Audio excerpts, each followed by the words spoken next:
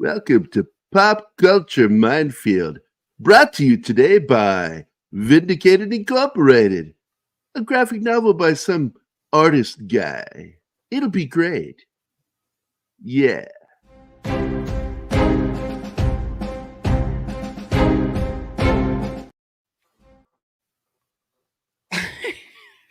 What is going on, man? It wouldn't play.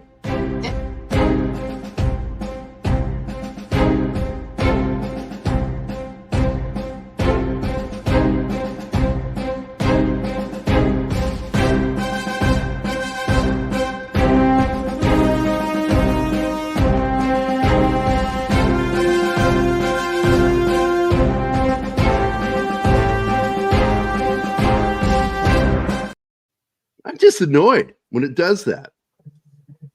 I click to play and nothing happens. It was playing. It was not playing on my screen. Nothing was happening. I was seeing it and enjoying it. I just, it annoys me when it does that. Yeah, I'll be on somebody else's show, and they'll be playing a video and it's stuttering. I don't know. It's just really weird. I hate that stuff. Happens a lot when we're. It doesn't happen when I do stuff on EVMux or elsewhere. It only happens on StreamYard. Happens a lot on Brian's browser, whatever the hell he's using through Streamlab. Yeah. Hey, happy birthday, D-Bud Martin. Shit. And what a breach. Give him a video.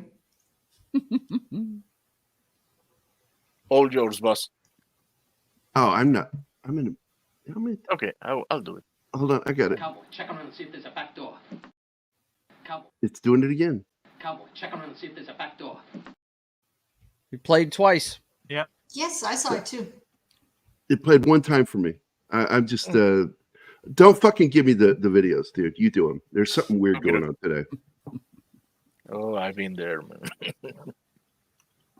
Good morning, Gerry. It is a good morning because I woke up and wasn't dead. Are you sure? Well, that's better than waking up and finding out you're dead. Yeah, when I wake up and I still hurt, I'm awake. That's how you know you're alive. Yep. That's how I know.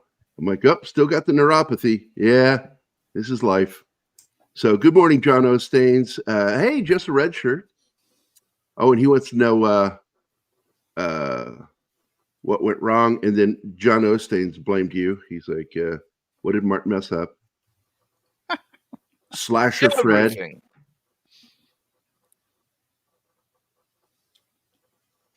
I love the fact that in this film that Stallone was trying to buy the rights to the film because he hated it so much.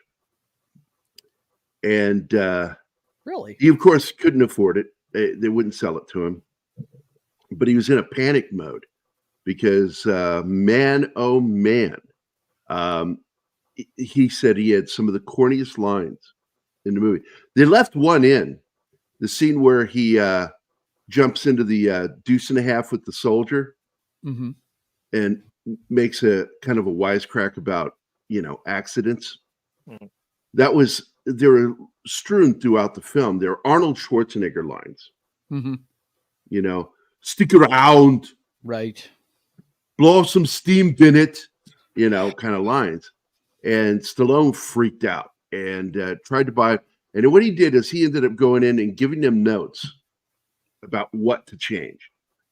And they took his notes and went with it. And they listened to him. And so all the corny dialogue was removed except for that one line. I like that. I was fixing to say, I don't remember very much corny stuff. I mean, the one-liners he says. It's just that one scene. Pretty badass, actually. Like when the cop asked him, what do you hunt with a knife? He said, name it. I mean, that sounds tough to me. It doesn't sound oddball. You know what I mean? Although there are a lot of hunters out there that commented on him hunting a boar the way he did. Yeah. It's like, no, he couldn't do that. No. That boar would fuck him up. Yeah, it would. It's open season on them down here. I don't know how it is in Missouri, but man. They get pretty bad here. Yeah. It's also open season a lot of the year for coyotes. Yeah. And I used to go out with a 30-30. I used to have a nice Marlin 30-30 lever action. I go out there and scalp them. Oh, I got a buddy that uses. He's got an AR-15 platform that's a 22 caliber, and he said that's all he uses it for. He hears coyotes, he shoots them, and you know, yeah. I'm sorry, I just made a face at John Ospane's comment. So mad I missed the Marathon Man show. Pretty bad. Had my clove oil out and everything. How was that show? I haven't seen that movie in forever. Oh man, Marathon Man is just a fantastic film. It is. We're also going to be doing a dedicated show to 6 Days of the Condor because they came out close together, and they really hit upon a lot of the same themes. And both films had a huge impact on me and on my creation of Vindicated Inc. I just love conspiracy films done well. That don't come off as goofy. Love that shit. Yep. A film I'd love to see fixed, speaking of conspiracy films, was that Alien Invasion film that Charlie Sheen did back in the 90s. Remember that thing? Oh, yeah. Arrival. The Arrival. Yeah. Yeah, there's a couple of scenes in there I wish they'd go and fix. Like the kid running away at the end looks so goofy.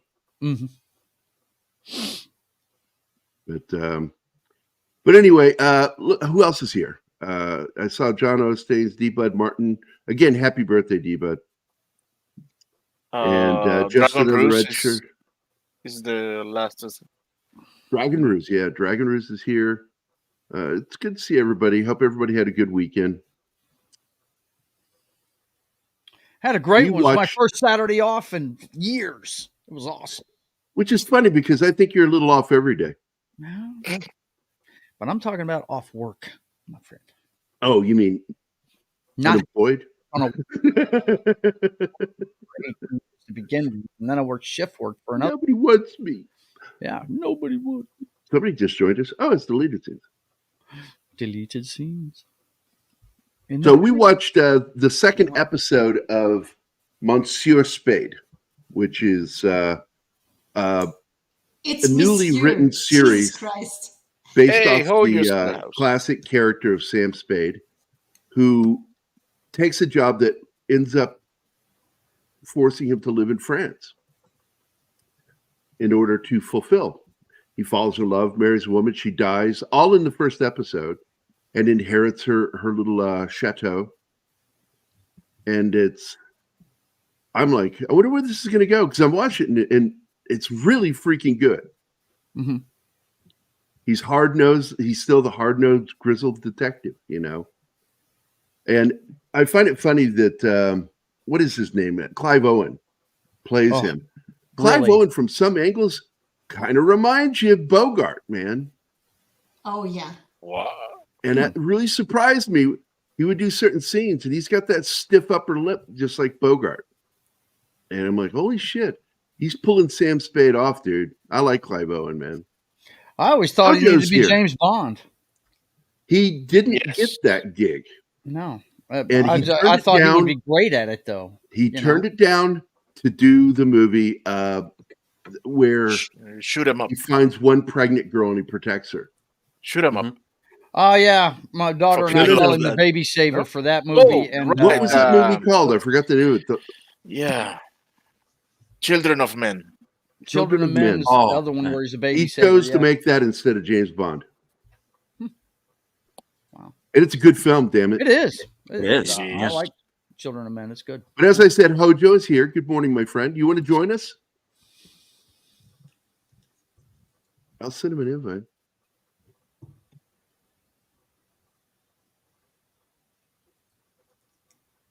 And I'm opening Twitter. Hojo's a good dude. He helped me a lot with the Vindicated. Yeah, I was so happy I had a Saturday off, man, that I canceled my drawing stream. We did the football one, and whenever I got done with that, I said, I got another stream at 1:30. I said, you know what? I don't have to go to work today.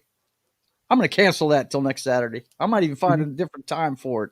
Damn it, because I like having Saturday to myself. That's pretty cool. Speaking of my campaign, What we're nearing is that a rhetorical question? Those things? Come on, bro. You know he's happy about that. Yeah. We have 4 days left on the campaign, and we're at 38%. I don't know. Hey, Hojo, can I extend the campaign? I mean, it stays open even at the end of it. Oh, you're back at the job grind? But am I able to extend the campaign? Because the holidays really messed it up. I think I should add another 2 to 3 weeks on it. I'm not sure. That's the Fund My Comic thing, not. Hojo works on that. He's, administrator, or whatever you call it, over at Fund My Comics. So I'm asking him. Oh, Law-Abiding Citizen. Yes. Great movie. Yeah, he wasn't in that, though.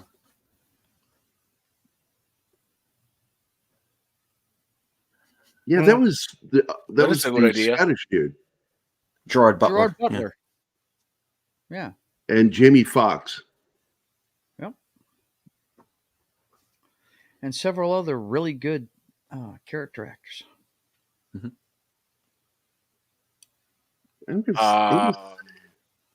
Law-abiding citizen, Clive Owen. No. That was Gerard Butler. Gerard Butler. Gerard and Butler. Jamie Foxx. Yeah, and Jamie Foxx in that one played the woman. I made that joke because of the whole Cat Williams thing. You have your answer. You can extend as long as needed. By the way, the Moncriefs were here last night, Martin. It was a big dinner here, and it was date night, so I didn't really talk to him much. But at one point, Mike asked me what I thought of. I think it was Mike. I don't think it was Kevin, because Kevin talked to me about something else. Mike asked me about what I thought about what Cat Williams did, and I'm like, dude, that is a can of worms he opened. I'm not 100% sure what Cat Williams did. Yeah, I'm look it up. Too. Yeah, it's a rabbit hole. He's making allegations that executives for shows are racist. Oh wow! And really? In order for black comedians to make it, they have to be willing to do certain things, including have to dress up as a woman. Oh yeah, he's probably not wrong, right? I don't think he's wrong at all, because he's onto something. Because he talked about Kevin Hart, and Kevin Hart said he would never do that, and he's slowly growing. He's not really moving. Suddenly, he goes on a show and dresses as a woman, despite saying he would never do that. And next thing you know, skyrockets. Dave Chappelle refused to dress as a woman and quit Hollywood because they were trying to force him to do shit he didn't want to do. Jamie Foxx has done it in the past. Yeah, that's what he's saying, that they're trying to emasculate black men. I don't know. It was pretty funny when he did it. He did it In Living Color, and it was hilarious. The goofy looking chick. Something stank. I can't remember exactly what's that movie with Sharon Stone? So great. Basic Instinct. That was the first time they did it. Basic Instinct was the first time. That was funny as shit. Oh man. Barry Krakauer. Gorilla's Random Thoughts is here. What's up, man? My boy Jim Carrey just was a woman on that show too. I can't remember I can't repeat female that weightlifter's name, but it was great. Right. I like the one where the guy wants to, or I think he does. He chews off his arm to get away from her. Yeah. Too great, man. In Living Color. In Living Color. What a great sketch comedy show that was. Jim Carrey when he was really funny. Yeah. Nobody knew who he was. Josiah Rises was talking about Jim Carrey last night, exposing what's his name again, and the Illuminati. Jim Carrey's insane, dude. He is. He has real serious mental illness problems. When he was young, though, he was the human cartoon, and they just ran with it on In Living Color, man. It was so great. Yeah. Yeah, but like so many forms of mental illness, it seemed to manifest like in his late 30s. Yeah. And he started having problems. And he uses doing artwork to help with it. Mm-hmm. Art is very therapeutic. You notice? Doesn't do shit for me, but I hear it is. I know when I get in the zone, man, ain't nothing messing with me. I know that. Oh my God. I'd sworn Sharon Stone was an actual woman. Oh, man.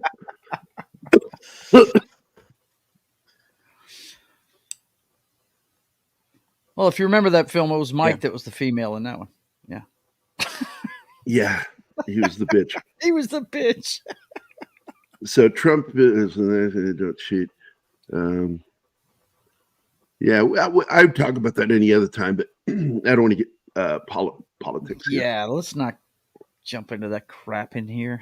Everybody privately knows where I stand on stuff. So, but anyway, so we're going to start this slideshow here for one of the greatest Sly movies ever. And I did not know that about what we were talking about earlier. Andrew Vajna, man. Mm-hmm. Vagina? Richard Crenna. What a supporting cast this has. Brian Dennehy. My dad used to call Richard Crenna the poor man's Gregory Peck. He's definitely, you know what always struck me about this movie? He plays this part like he's playing it on stage. You can hear him in the back of the room when he talks. You know what I'm saying? Even when he mumbles. To eat things and make a billy goat puke. I mean, he's like he's yelling every line he has. So remind me, which Spider-Man timeline is this movie in? Right?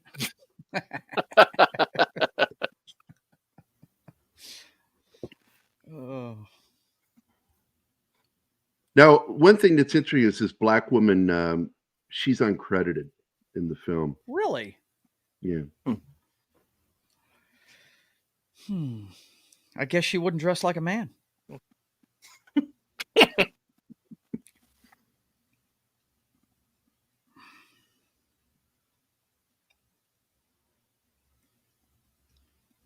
Book ended by Stallone, First Blood. Here, and Brian is doing Cobra. Oh, yeah, Cobra. Yeah, we're doing Cobra later today. Yep. Crime is the Cannon Film Club getting together. I'm the cure. That's right. The thing I always remember about that movie is the steroid eating bitches with the double axis clacking them together. I always remember those scenes. Like, no. Nothing's more cringier than Cobra. I don't do anything privately with Gerry. Thank you. This is Rambo's breaking point. Yeah. This is an important scene in the movie. Something breaks in him in this scene. It's so important to notice that this was the last thing he had left to him,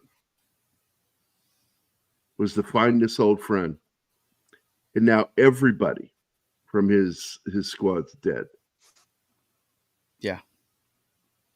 Cancer, right? Wasn't an Agent Orange got this guy? Yeah. Mm-hmm.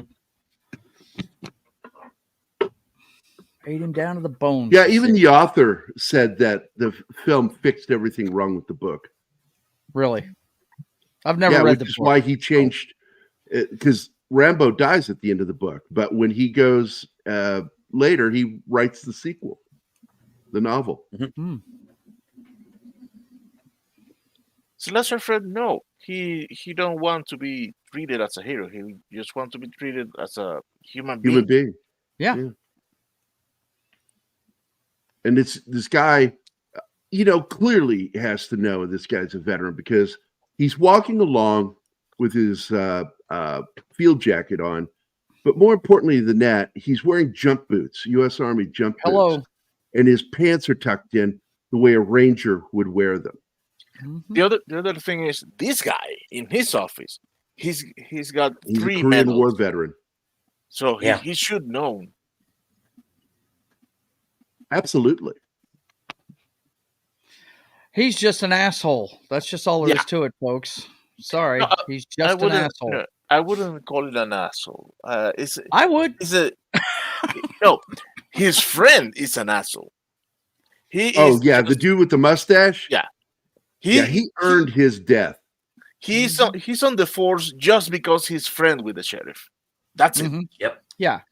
The sheriff is just that kind of overprotective guy that he believes he's the father of everyone.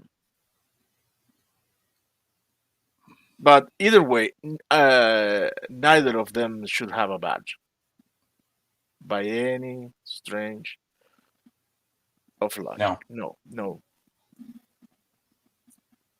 Yeah, Brian Dennehy. Yeah. So you're making the argument he's a peacekeeper.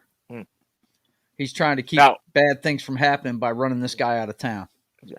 Slasher Fred, you can see that scene in John Rambo, the movie of 2008. In when Rambo is having nightmares, you can see that scene when Trotman kills him. So in the book, Troutman kills him. Wow. Yep. And in the movie too, but the audiences, test audiences didn't like it. Yeah, because in the book, Rambo was irredeemable. Would have been bad for the franchise, really. Yeah, if you if you think about it, everybody said that the movie's so violent, blah blah blah. And only one guy dies in this movie. Yeah, and it's almost an accident. You're right. Yeah, pretty much.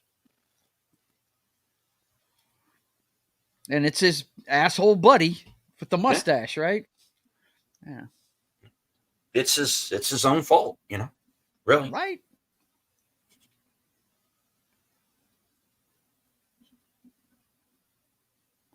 Why is the alien from Cocoon a cop? Yeah, Brian Dennehy is the alien in that. That's a good He's one. also the dad in what is that comedy with David Spade and Tommy Boy? Tommy Boy. I just saw him in a movie called Tag, if you've seen that, which is hilarious. Yes, I did, and I was talking about it the other day. Love that movie. He actually looks good for his age. I mean, he really does. But my favorite role he ever did was another one where he's the sheriff in Silverado, man. Him and Kevin Kline being polar opposites in that movie. Yeah. As much as I enjoyed that film, we lost somebody? We lost Martine. Yep, lost Martin. As much as I enjoyed that movie Silverado at the time, it's not a very good film. Dude, yeah. It's so one of those movies that shows you every cliche in a Western. No doubt. But what's great about it is to go back and watch that movie years later and see how many stars that were in it that we didn't even recognize at the time and didn't know.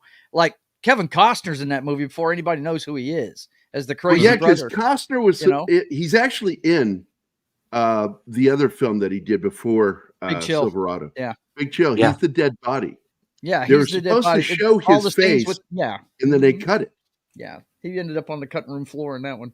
Yeah. He was in a couple of movies before he hit it big. I think No Way Out was his big movie that he did a Vietnam War version of Breaking Away, coming of age story of friends right before one of them gets deployed. Right. I remember that one. Yeah. Mm-hmm. He did No Way Out's the first one that I remember him in, though. That came out later. Yep. No Way Out. Mm-hmm. And it's a good film. I mean, him and Gene Hackman, man. Dude, awesome. And I love the dude that plays Gene Hackman's assistant in that movie. He is great. Wow, he's awesome. He ended up doing several films with Costner. He's the villain in The Postman, too. Yeah, he is. Yes. Yes. You spelled tyranny wrong. He's awesome. Because I can. So, I don't know. I think Martin's coming back. I hope he does. I hope so, too. He's got the slideshow. Maybe we shouldn't give the slideshow to the guy with the third world internet. Jeez. You go, Animal. Animal's brutal. I'm just saying the truth. Oh, man. What is that guy's name? That's gonna bug me now. Because he's also in. He has my favorite line in Armageddon. He's in Armageddon too. He's the one whose wife has custody of the kid and won't let her see him. And anyway, the part where the guy in charge of the mission pulls a gun on Bruce Willis, he's like, "Man, what are you doing with a gun in space?" Yeah. He's got a great line. Will Patton. Yeah. Is that his name? Will Patton? Yeah. He's fantastic. Look, in No Way Out, he's fantastic. He's He is absolutely nuts in that movie. He's fucking great. Yeah. Love it. And he's great in The Postman. You know, a lot of people don't like that movie, and I'm like, dude, that's one of my favorite movies ever. Of course, you know me, I'm Mr. Patriotism, you know, and everything. You know, to think that a drifter picking up a mailbag starts the United States back up again. I mean, it's just great, you know. Usually the book is better, but really, is the book better? I know it's based on a book. I'm sure it is, but I mean, there's so many little things in that movie that I love, like the late great Tom Petty's in it as himself. You know, yeah, so great, man. Oh, I want to know how Tom Petty ended up in Seattle, Washington, though. I mean, you know, he's up on the northwestern part of the United States at the end of that movie. I'm like, how'd he end up there? Because the man's from Florida, you know. It's like, and he hasn't aged a day. My God, you know? Right? Must not have been that far in the future, right? No. I swear to God, I had to get a delivery for some cough syrup. Really? And they took forever to bring it here. I ordered it like 45 minutes ago, 50 minutes ago, and it finally got here while we were streaming. Wow. So I had to go get it. And then she just called me back and said, I need to scan your photo because of the cough syrup. Like, Jesus. What? So I had to give her my ID so she could scan it. For cough syrup? Yeah, because it's alcohol. In Missouri, we used to be the meth capital of America, and you can make meth with cough. You can make meth out of this stuff, yeah. Meth's made out of completely over-the-counter drugs. It's why they put a lot of we this don't stuff produce it much here anymore. It's mostly produced south of the border. There's some kind of painkiller or something like that that's over the counter that they can take and just cook up into that shit. Yeah, anybody who has the breakdowns the way he does in the flashbacks clearly is in the deep end of PTS. Yes, absolutely.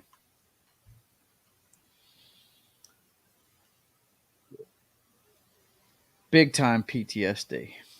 Of course, they weren't calling it that back then. It was still shell shock back then. I think it was sometime in the 70s when they started calling it PTSD. Ariel Balletta's here. Hello. Hello. Some would say. Hello. In fact, in the Scottish version of Gaelic, allo is the way to say hello. ALLO. So, we've lost Martin. He's not coming back. Yeah. Did he text you? So, excuse me? Did he text His PC crashed. Oh, no, there he is. There he is.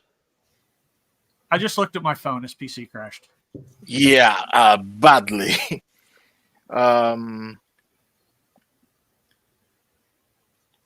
Wherever you left off, man. I'm trying to recuperate everything.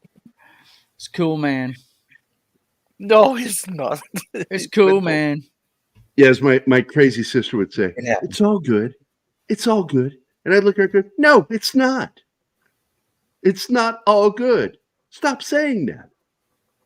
You could have gone back where you were. It would have been fine, man. Yeah. He's about to get arrested because he defies the sheriff and walks back into town after he drives him out. I think it froze here. Or for me, it froze there. I have no idea. I just work here. Right? Yeah. I'm just watching the show. Yeah, they have a little convo in the car. And it's obvious it's so that the condescending. sheriff, Everything that Dennehy's character does is condescending. Yep. He could have been very friendly about it, but Yep. he chose to be condescending in the end. And that is what pisses him off. Yep.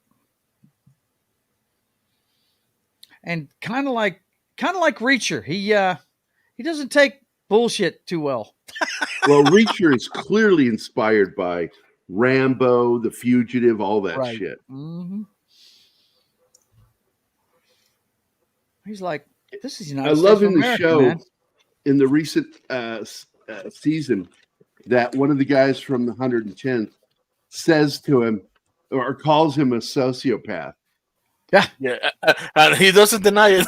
No, he doesn't bat an eye. Yeah, because wandering around like that's not normal. But in fact, I think the exchange was: has somebody diagnosed you as a sociopath? And he looked at him, diagnosed? No, never diagnosed. No. It was a good season. I like the first season better, but it was a good season. I'm the opposite. I was annoyed with the first season. Really? Yeah. Second season was better. There was way too much checkbox stuff that annoyed me. And all three of them get their big boss fight in the same moment. Yeah. That was stupid. Well, the part that was over the top for me in this new season is the helicopter scene where he's hanging on to the gurney. He was, yeah. I'm but that's the only what the thing. fuck? He would have dropped that chick that 50 times already. I haven't seen it yet. Well, Don't I'm not giving anything away. There is a helicopter scene in it. No, shell shock is what PTSD was called. My grandfather was diagnosed with shell shock from World War One. Okay, well, that's what my grandfather called it. French warfare, man. Okay. Oh my God! You'd have loved my grandfather's war room he had in the basement of his house, Gary. You'd have loved it. He had a huge Yahtzee flag behind his desk, and he had one of those Hitler Youth knives and a helmet and a whole bunch of shit he brought back, man. The entire thing takes place in the fictional town of Hope, but it's not a fictional town. It's a real town, but it's in British Columbia. Yeah. It's in Canada. Mm-hmm. See you later, Red Shirt. Be seeing you. Hasta la vista, man. Take care, Red Shirt. So, good morning, Abdulio.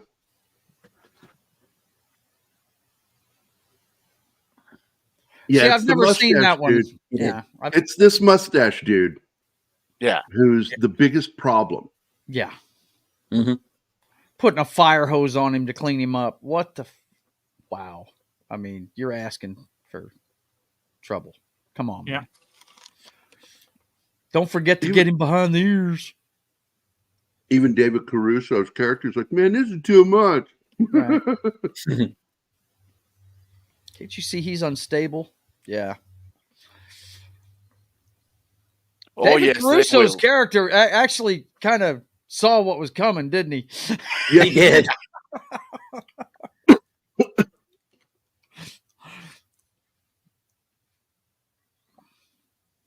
I remember this being one of the first trailers that I saw that really, I mean, hello, Ariel. Pre-'80s, most of the '70s trailers, they showed you scenes and stuff, but they didn't really have narratives to them. You know what I mean? They were just showing scenes on the screen. This one, I remember seeing the trailer for this first time, thinking, "Wow, they just showed me the whole damn movie in a Reader's Digest form." That's a problem with trailers. Yeah, is they give too much. All you should set up is the opening and where it might go. Mm-hmm. Mm-hmm. I get so sick and angry when I see the final scene in a movie trailer, and it happens far too often. Yeah. Well, there's been some historically bad flubs in trailers, like the Terminator 2 trailer. They screwed up the friggin' surprise in that movie so bad it wasn't even funny. I mean, they showed you that Arnold was a good guy in the trailer for it. You know what I mean? It was dumb. A question: have we played the video for Tim? No, No. Okay. No. Good to know. Good to know. Let me find it before Tim start. I'm quiet because I'm waiting for you to do it. I know. Now you want to talk? By what name are you known? There are some who call me Tim. Doesn't he snatch his dog tags off of him? Yes. At one point, yeah, because he won't give him his name. Yeah.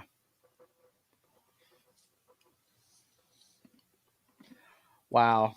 Yeah, this is where David Caruso's like, "Whoa, we need to report this." Blah blah blah blah blah. Yeah, you know. Well, he's in the mustache guy don't care. We're gonna clean him up. Man said, "Clean him up," and he beats him for no reason. That's because he's an asshole. An asshole. Yeah, he's basically every redneck cop cliche. Mm-hmm. Yeah. And that's why, by the way, he's the only character that dies. Yes. Yeah. And nobody bats an eye. Not in the audience, at least.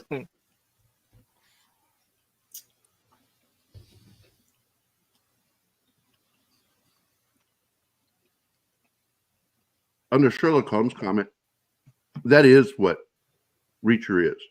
Reacher is clearly on the spectrum, too. Oh, yeah.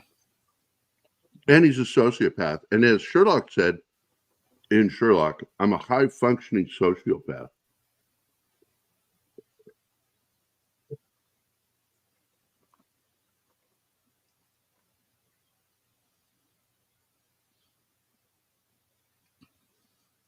Oh, man. That was an important thing that Ariel said. Here's the part where he snaps. He sees that razor, and he's like, oh, shit. Flashback. Yep. Being tortured. It's on and popping, boys. I've known a lot of guys like that, Ariel.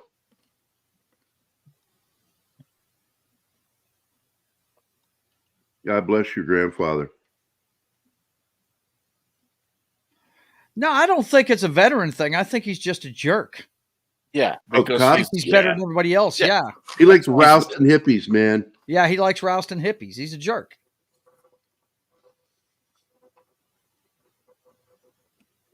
There was also a lot of disrespect in that period towards Vietnam veterans. I was fixing to say, yeah, this is 82, but isn't the story? No, it's supposed to be in the 70s. Yeah, I was going to say that the movie came out in 82, but it was supposed to take place shortly after the 74. war, right? Yeah. Mm-hmm.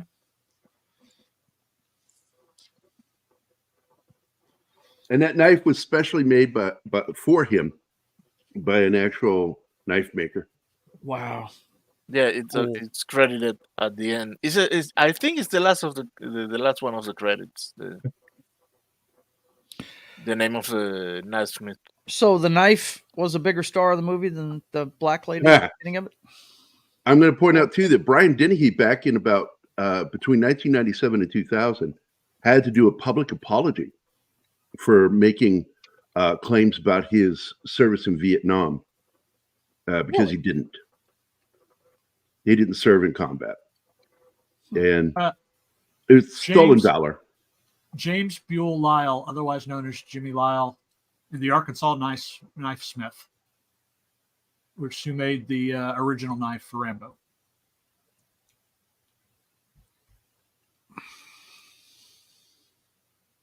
Yeah, I've been keeping up with EVS. I've noticed, man, within our community, it's really kind of split. People supporting RIPA and people supporting EVS. Oh, God, that crap. Oh, yeah. That's not good for anybody. No, it's not.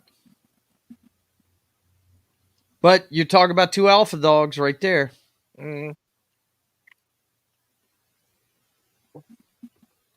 Sheriff was kind of a jerk. He didn't really. No, he didn't do anything until he refused to back down. Mm-hmm. And that was where he screwed up. And that's what Troutman yells at him about. You know, you can stop this. Yeah. You just diffuse the whole situation. You pick him up at a gas station in a week, right? Mm. But no, his asshole buddy gets killed, and he's like, "Nope, this guy's mine." And the guy dies because of his own stupidity. Yeah, because he's a dumb shit. Yeah,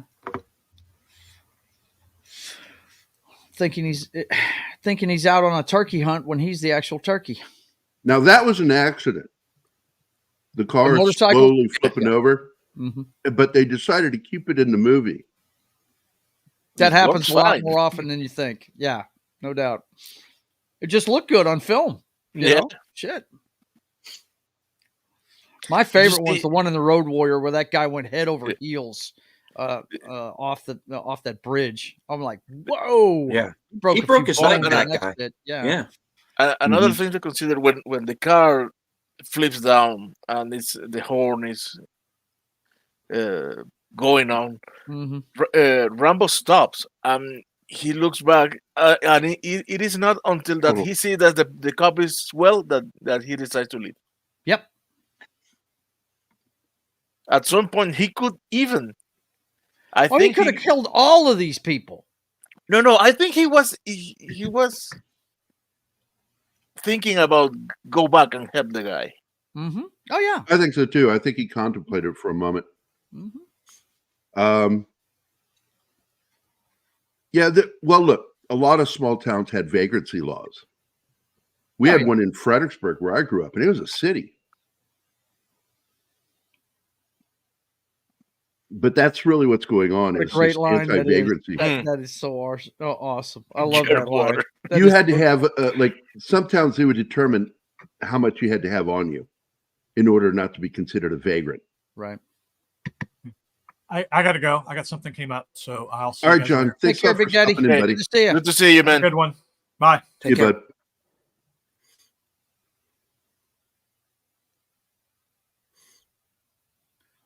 Yeah, that happens. You're right, Ariel. That happens a lot more on older movies. Another one of my favorite ones is in the 7-Ups when that car crashes in the back of the trailer truck. Dude. Yeah, that stuntman was lucky to be alive, man. Statham went down with a car in one of the Expendable in a pier. The car went into water and everything. Jason Statham. Yeah. The thing is, he was an Olympic diver, so that helps. There you go. Yeah. You go. And Stallone acted like it was nothing when he got out of the water.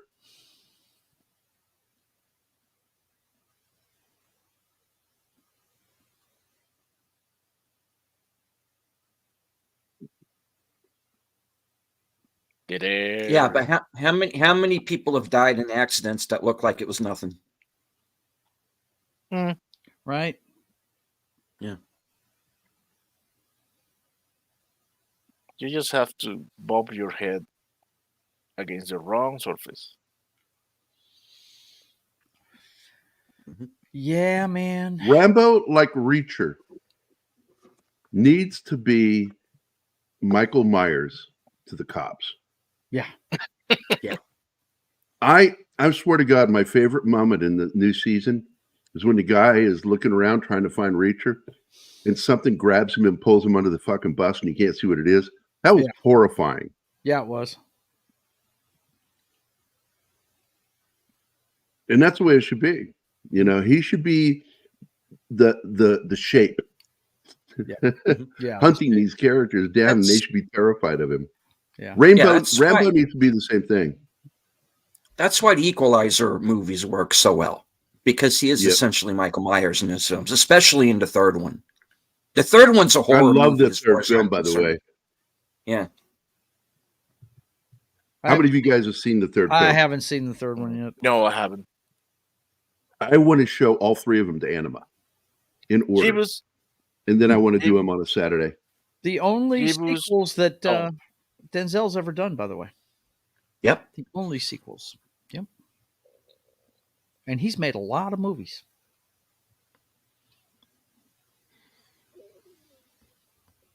Yep.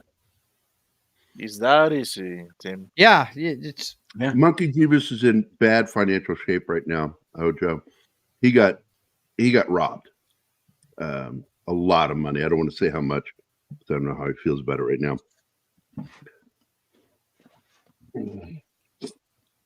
He gives me moral support. Yeah, he got robbed. oh man, here's Jerkwater USA right here. What's up? Oh, that guy is so brilliant. Telling He's the chopper genius. pilot, if you don't threatening the guy hold it that's steady, keeping you alive. yeah, if you hold it steady, I will shoot you. Yeah. If I were the pilot, I would say, really? Really? Are you going to shoot the pilot? Do it. See, that's when Right the there. pilot pulls out I'll his kill you. sidearm and blows him away. Blast. Yeah. A rock kills him. Or because just he throws turns a it a rock little at the bit. helicopter. Rambo throws a rock. Yeah, I know. I'm talking hits about the the pilot windscreen, tipped it right and about it causes the said that. chopper pilot to move. And because the guy undid his safety strap like an idiot, he dies. I mean, yeah, exactly. I mean, he undoes the safety strap. He threatens the pilot. Yeah. Man, fuck this guy. Let him fall. He did to himself. Bye. Trust me when I say this, Hojo. I believe Monkey, if he hadn't gotten screwed the way he did, probably would have been one of my biggest supporters financially. Monkey's a good dude. I submit the theory that the pilot did it on purpose. Yeah, he might have. He did. Wait a minute. What did he do on the porpoise? Oh. He said he did something on the porpoise. Oh, Jesus. All right. Yeah. Did you see? By the way, the big piece of canvas that he's wearing, that was actually something found. It's not a prop. It's something that was found on the set. Stallone liked it and went with it. Hey. And it became one of the most signature things with Rambo, is that the goddamn rep. And he still has it to this day. It's a freaking tarp. That's what it is. That's all it is. The tarp he found on location, they used it, and he kept it to this day. He still has it in his house. But what's funny about it is, think about it, Gary. That is a totally Army thing right there. Everybody is given a shelter half. Now, most people, and it takes two people to make a tent. Right. But with your other gear, you can actually make a tent. You just don't have the poles for it, but you can actually snap a poncho to that shelter half in a pinch and make yourself a one-man tent, But, the fact that he wore a wrap like that, I was like, wow, that is a totally Army thing right there. Using something that's meant for another purpose, like a poncho, for a shelter half kind of thing. You know what I mean? I wasn't paying attention. Did we already have him fall through the tree? Yes. Okay. Yeah. This is important to point out. That Want was me to go back? That was a stunt man. Yeah, go back. Because that's a stunt man all the way until the close-ups. And then they dropped Stallone into that tree from a higher location, just above the branches.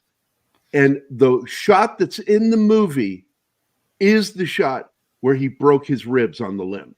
The one where his armpit lands on the branch. Yeah. Mm-hmm. He broke his ribs, and he got fucked up making this movie. Yeah. He put a lot of physical power and strength into getting this movie finished because he was hurt. Look, man. With another man, he always loves to pitch a tent. All right, I'm going to tell you what I said to a guy during FTX in the Army. He's a new guy. New guy. So we're all sitting around the shelter halves, just jamming like you do in the military. You're just sitting around. You finally get some downtime. No sergeants yelling at you, officers telling you what to do. You're sitting there on your own time. You've had chow, and we're sitting around talking. And I look up and I see the new guy coming towards us. And I lean into everybody. I said, no matter what I say, you guys go with what I'm about to just go with it. And they're like, what is he doing? This new guy walks up Oh, we finally got there. Okay. Yes. And he's So that's Stuntman. And then when he hits the tree limbs, that's him. When they cut to the shot of him hitting the tree limbs, that's him being dropped. And he got hurt, broke his ribs, bruised up. I wonder how the stuntman fared. Is that it right there? Yeah. Yeah, that's the part where he hits the limb right there on his armpit. Yeah. Yep. It effed him up. So anyway, some new guys walking towards me, and I tell the guys with me, I'm like, whatever I do, you just go with it. Just go with it. So when he walks up, I said, hey, maybe new guy can help us here. Hey, new guy. And he walks over. Yeah. And I said, so the guys and I were talking. So you're in your shelter half with your battle buddy, right? And you wake up in the morning, your pants are down around your ankles and your ass hurts. And you reach back and you find it's just packed full of Vaseline. And your partner, your battle buddy's already gone. And you know he's done something that he shouldn't have done to you during the night, right? And everybody's like, oh, I went, yeah. Now, the question and the quandary we've got right now is, would you go to your senior NCOs to report this? Because here's the problem. You go to your senior NCOs and you open your mouth, this is all going to get made public. So everybody's going to know you got banged during the night. And that's all they're going to think about. And you're going to have to live with that stigma. Or do you just take one for the team and just shut the fuck up and not say a damn thing? And we sat quietly waiting. And the guy said, I guess, I don't know. I probably wouldn't say anything. I stood up and I put my hand on his shoulder. I said, well, I'll see you later, buddy. Whoops. We lost Animal. Well, she has having trouble with StreamYard earlier, so. I've heard that one before, Gary. That's pretty good. It's one of those things I did. Now, Backdoor Gary's been around for a long time. Come on. I've always been a bit of a pervert with the jokes I make. Till Daniel challenged his authority. Oh, they're talking about the character John Kreese from... Oh, Creasy? Yeah. No. John Kreese. Cobra Kai and Karate Kid. Yeah, Creasy. No, Kreese is the one from... oh, my God. You're thinking of Man on Fire. Yes, Man on Fire. I thought his last name was Creasy. Is it Crease? Yes. I've always called him Creasy. Because and I'm not confusing it. Okay. I'm not conflating it. I've always called him Creasy. Oh, so he's got his hands up, man. Yep. He's ready to get up, right? Unarmed, surrendering, and as usual. Now that the cop's dead, yep, it's escalated. Now, again, I want to point out another big difference between the book and the film. Rambo kills everybody. In the book? Yeah. He didn't care. Hunters, he killed them. Well, if I remember correctly, was this a PG-13 movie? No. No, it's R. The first PG-13 movie was the second Indiana Jones flick, right? Yeah, Spielberg. Temple of Doom. Yeah. No, I think Temple of Doom is why PG-13 exists. And it's because of that movie in Spielberg that we got PG-13, because he didn't want R. I always have it in my head that Dreamscape was the first PG-13 for some reason. Really? But I could be wrong. It was one of the first. For you, because we've talked about this before over on Toxic Tuesday. First, I thought it was Temple of Doom. PG. I have no idea. Movie. I do know Disney's first PG movie was the Red Dawn. Red Dawn. Oh, Red Dawn. Yeah. Okay. Yeah. Okay. Yeah. I do know Disney's first PG movie was Black Hole. I do remember that. Yeah. They sold the shit out of that when they first made it. And once again, yeah, because he makes the punji sticks, which doesn't do like what they do in Vietnam where they put poop on it. Right. Because if the stick didn't kill you, the bacterial infection would kill you. Right.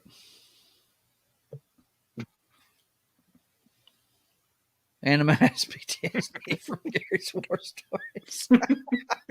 Yeah, it's more like no. His next statement is more true. PTSD from her cats, and my stories just trigger it. Now look, they're going out in a dark Robert. environment with white hats on. How covert? That was done can you be? intentionally so you could see them. They were given those white hats so you could see them because it was so dark in the woods.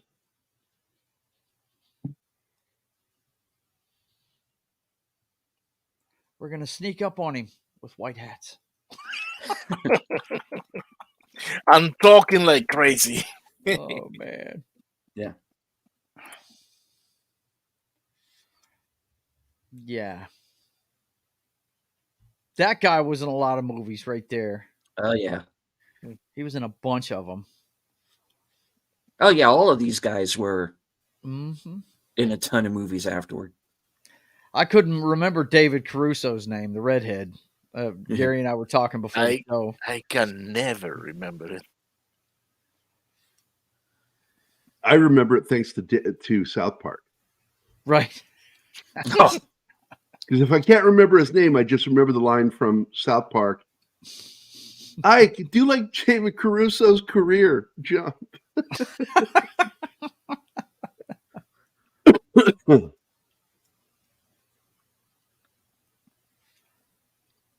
Yeah, I can't even see this right now. Yeah, it was dark in the film too. I mean, Yeah. They did that on purpose because there's lightning going on. It's a rainstorm this happens in, and the lightning was used for effect, just show how scared guys were and stuff, or like when didn't he set up a scarecrow of himself somewhere in there and they were shooting at it and stuff? Yeah. Mm-hmm. And that leads to one of the guys shooting his own guy. Right. Yeah. Yeah, these guys fucked themselves up. I mean, there's some booby traps, but yeah. The only one that dies is the mustache asshole that falls from the helicopter. Right. Mm-hmm. Well, he does fuck him up. That one dude gets bungee sticks. Huge leap from the book. Because like I said, he killed everybody in the book. And here's the problem. The author, he's one of those Ivy League. I'm not going to say what college he was in. I can't remember if it was Oxford or Yale, but he was an Ivy League graduate and a professor. And he had interviewed or listened to veterans, and he came to his own conclusion. He considered them dangerous. And so that's what Rambo, his book, was supposed to be about, showing what a terrorizing thing a Vietnam veteran could be if he decided to unleash. And that's insulting. Yeah, it is. Stallone turned around and turned him into a heroic figure. Yeah, he did. It's pretty damn awesome. D. Bud Martin, I'll buy that. Yeah. If it was lit really good, you wouldn't see the rain, would you? At all. Yep. Yeah, these guys are going to all be scarred physically and mentally after this experience with Rambo. There's no question about it, John. Oh, and he tells Brian Dennehy's character that too. He's like, I could have killed all of you. And Troutman even says it straight to his face later on. He screwed up. He should have killed all of you. Yeah. Quite frankly, he screwed up. What do you mean? None of you should be alive, right? And that is when Rambo became the original Elsa by saying, let it go. Let it go. Ariel's calling us unstable, Gerry. Come on, man. We're not unstable. We're disciplined. We really are. Believe it or not. Now, actually, what it is we've already seen hell, so the rest of our lives is gravy, and we just don't give a shit. Well, that's what, it's one thing, Joe, that they've been trying to do. I'm not going to get overly political, but the leftists in this country and around the world are trying to make veterans a threat. Oh, yeah. Because we are. Go down that rabbit hole because, yes, absolutely. Yeah, yeah. They want to make it sound like we're a threat to society, which is not true. No, it's not. If anything, we're the guardians of it. Sorry.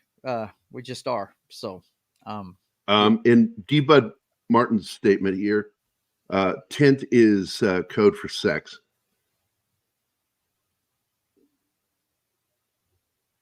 Did you catch a lightning flash there? Wow. Yeah, you actually caught a lightning flash there. Yeah. When they got lit up. He's got a couple of them. Yep. Yeah, Rambo's about to put that knife to his throat and tell him, hey, look. It's right here. You don't want any part of this. You really don't. I could have killed you. I could have killed all your fucking asshole friends. But I didn't. Let it go. That's why I found it kind of funny what you were talking about pre-show about his Arnold Schwarzenegger lines. I was like, you know what? I don't remember him having any in this movie. But that I'm going to tell you, he's not good at it. Yeah, he's not good at it. People love some of the dialogue from his snappy dialogue from Tango and Cash. Yeah, I didn't think he delivered it very well at all. No, Arnold is the king. Man. Yeah, Arnold's the king of those one-liners. Yeah, just Bruce is good at it too. Bruce Willis was good at it too. Oh, Bruce is always good at it. Hans,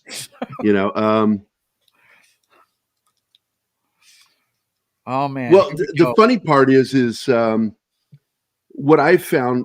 Most of the police officers, and I'm not criticizing law enforcement, but there's a problem within law enforcement of discipline. Yeah, and some of the best cops I've met are prior service military because they have better trigger discipline. They also have better social discipline in how they talk to people. Yep.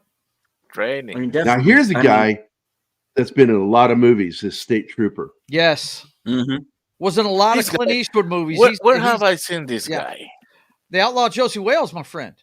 Oh my God. Yeah. He's in that one. Oh, that guy. Yeah. The reporter. Are you talking about the reporter?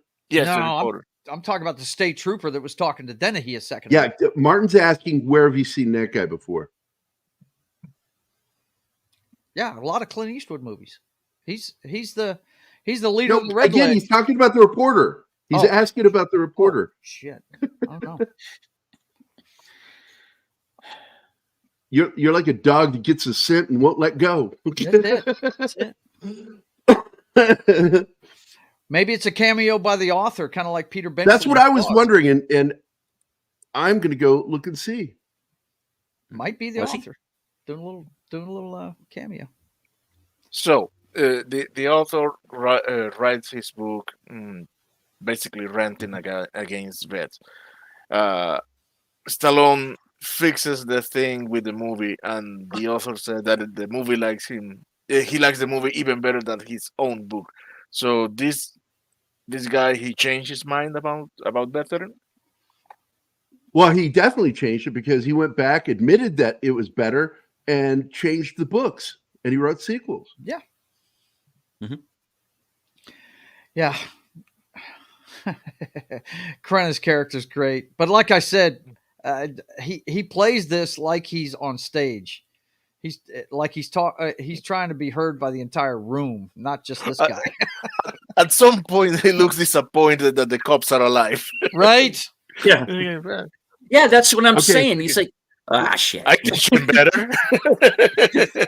I teach him better than that. I trained him better than that. With guns, with knives, with his bare hands.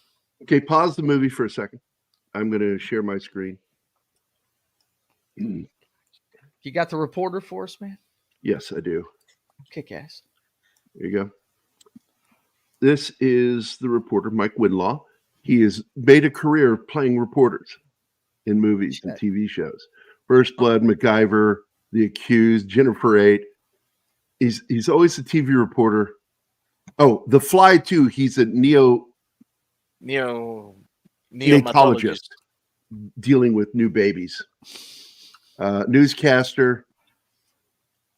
Twice he's played doctors. The rest of the time he's played reporters. So there you go. And there it is. Huh. He was in Jennifer 8, which is another great thriller. So, yeah, that's a good one. Oops. It's one of those films that's been forgotten, Great film. And John Malkovich is so fucking creepy in that movie, and he's not even the villain. Wait a minute. Was Malkovich in that movie? Isn't Malkovich basically creepy in everything he does? Yeah. What I loved is Lance Henriksen's in it, along with Andy Garcia. Andy Garcia is one of the most underrated actors of all time, dude. And Uma Thurman before she got weird looking. Yeah. My God, her nostrils are huge. Mm-hmm. She was a babe when she dare was you. kid, man. Yeah, no doubt. Her nostrils look like they could suck in a universe. How dare you? Oh man. But yeah, Krenna's over here telling him, Yes, dude, we are. just let it go, man. You can pick him up in Seattle in a week, man. Come on. It'll be all right, bro. You ain't got to go to this bitch. It's that time of the show, and thank you, Ariel, for reminding Well, wait a minute. Are we saying that this is the middle of the show? Is that it? Something are we saying like it's that. middle? Hello, good evening, and welcome to the middle of the film. Go for I it. haven't played that one in a while, man. That's cool. Meet the Seattle Vigilante. Like so many comic heroes, this warrior hides his identity. But his identity isn't the only secret he has to keep. After grievous wounds received during combat, Tier 1 operator John Russell begins to recover and comes to terms with his new reality of being an amputee. And as he learns how to use his new prosthetic limb, he finds himself caught up in the bureaucratic red tape that too many wounded veterans experience, the exhausting medboard process. Out of sheer frustration, John takes it out on the criminal scum of the city. But when reality kicks in, John realizes he started something that's having an impact on the greater world around him, and thus has to reevaluate his motives. And moreover, just how far is John willing to go to finish this war he's declared against the criminals in Seattle? And will he even survive? From the creator of IDW's award-winning graphic novel Code Word Geronimo comes a new story about a different kind of warrior, Vindicated Inc., the first of its kind disabled veteran action hero comic. The Vindicated Inc. graphic novel crowdfunding campaign on fundmycomic.com is provided in the description of this video. We hope you become a contributor. Please share this link. Thank you. Anima has returned to us. Her cats released her from being a hostage. Hooray! I'm just having stupid Wi-Fi. Yeah, we're saying it was the cats. We're going with cats. Don't care what you say. The cats did it. And if this is not the personification of irony, I don't know what it is. The casting you. Yeah. the cast the stoner is Cobb. By the way, I was listening to a story last night. Keanu Reeves gave Francis Ford Coppola a gift of mushrooms. Mm. It's a good video if you want to watch it. It's funny.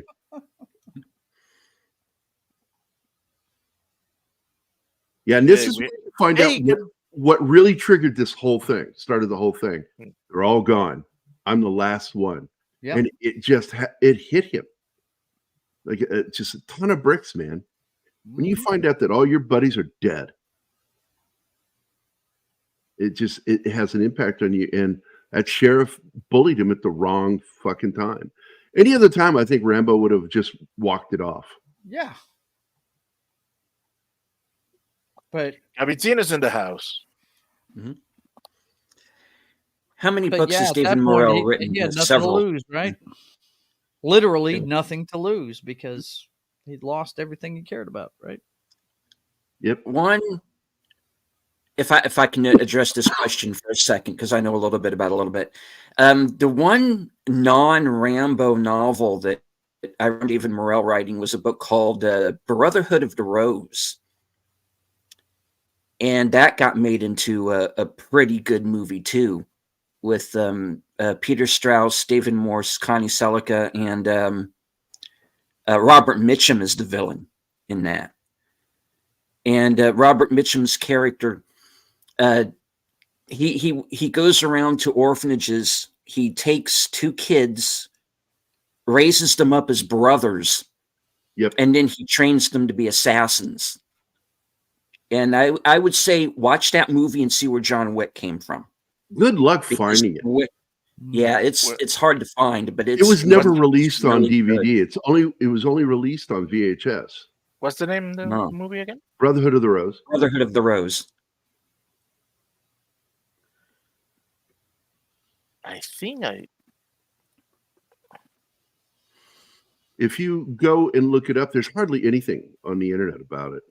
If you do look it up, It's mentioned. It's mentioned on IMDb, the Internet Movie Database, and title only with one graphic. There is no cast mentioned. Wow. That's how forgotten that movie is. That's too bad. That was a damn good movie. I liked it too, but that happens so often, and it's something you know. That's what we need to do is find a copy of that movie, and we'll do it on the military weekend because we're getting ready to do. I'm looking forward to doing this on Military Monday. We're going to do Sicario and Sicario 2. Ooh, there you go, man. Sicario. Anima made it through that movie. I was really worried when she saw what he did at the end. Yeah. Yeah. I gave her the heads up that Emily Blunt is not the protagonist of this movie. Oh no. You're led to believe that, but if you pay attention, the central character of that story is Benicio del Toro, the guy in the back of the room. Yeah, nobody knows why he's there. I would Yeah. have believed that she's the protagonist because she's given zero information and she isn't really doing anything. No, So she is there for one reason: for him to do what he needs to do. And she has no clue that she is just being used. She should have, if she was as smart as she's written as, she should have noticed that. And even her partner, FBI partner, tells her they're just using you. Yeah. And she goes, but I want to know why. Well, then go find out why elsewhere. Yeah. Don't help them. You know, but the fact is I support what they did. I agreed with what he did. And I don't like what he did with the kids. I didn't like that. That was revenge. That was pure revenge right there. I hate when they get kids To involved. him, They're innocent. it was punishment because he killed them in front of the father. Yep. So he would feel what he felt. He said, not in front of my boys, and he obeyed that. He didn't understand what was kill him about in to front of happen. his He kids. didn't understand. Mm-hmm. He thought this was simple revenge. No, it was more than that. It was punishment. Mm-hmm. He wanted to punish him. Yep. Now look on his face, and then he delivers the line, finish your dinner. Yeah. Right. Finish. After he kills his wife and kids, finish your dinner. Yeah. And of course, he just stares at him, broken. And now, the opening scene of that flick now he is knows. one of the most vicious things I've ever seen, man. I was Oh, like, yeah. wow. He And you kills know the what? kids. I would not be surprised if that's actually happened. You know what I mean? Oh, I He kills guarantee the it's kids and happened. the wife Yeah. with one shot. But then he shoots him, and you hear him like gurgle and splutter, and then he kills him with a second shot. So he's Yeah, he shoots him in the throat, is what I think he did. Yeah. And then he does the coup de grace. But He really lets himself. at the beginning, that is what's referred to as a stash house. Oh, Now, it's thick as stash houses thick. are used for a lot of things. That house was made to stash dead bodies. Wow. That's They so kidnap unreal. these people to get ransom, murder them. They're already dead before they collect. And they put them in the fucking walls in plastic bags. That's a horror scene. I wonder if they've ever done a study with the viciousness of the human being the closer you get to the equator. Because it sure There's seems a book. like Hold on. There's a book you should check out. I don't know if they still print it, but you might be able to find an old copy. 1,000 Years of Torture.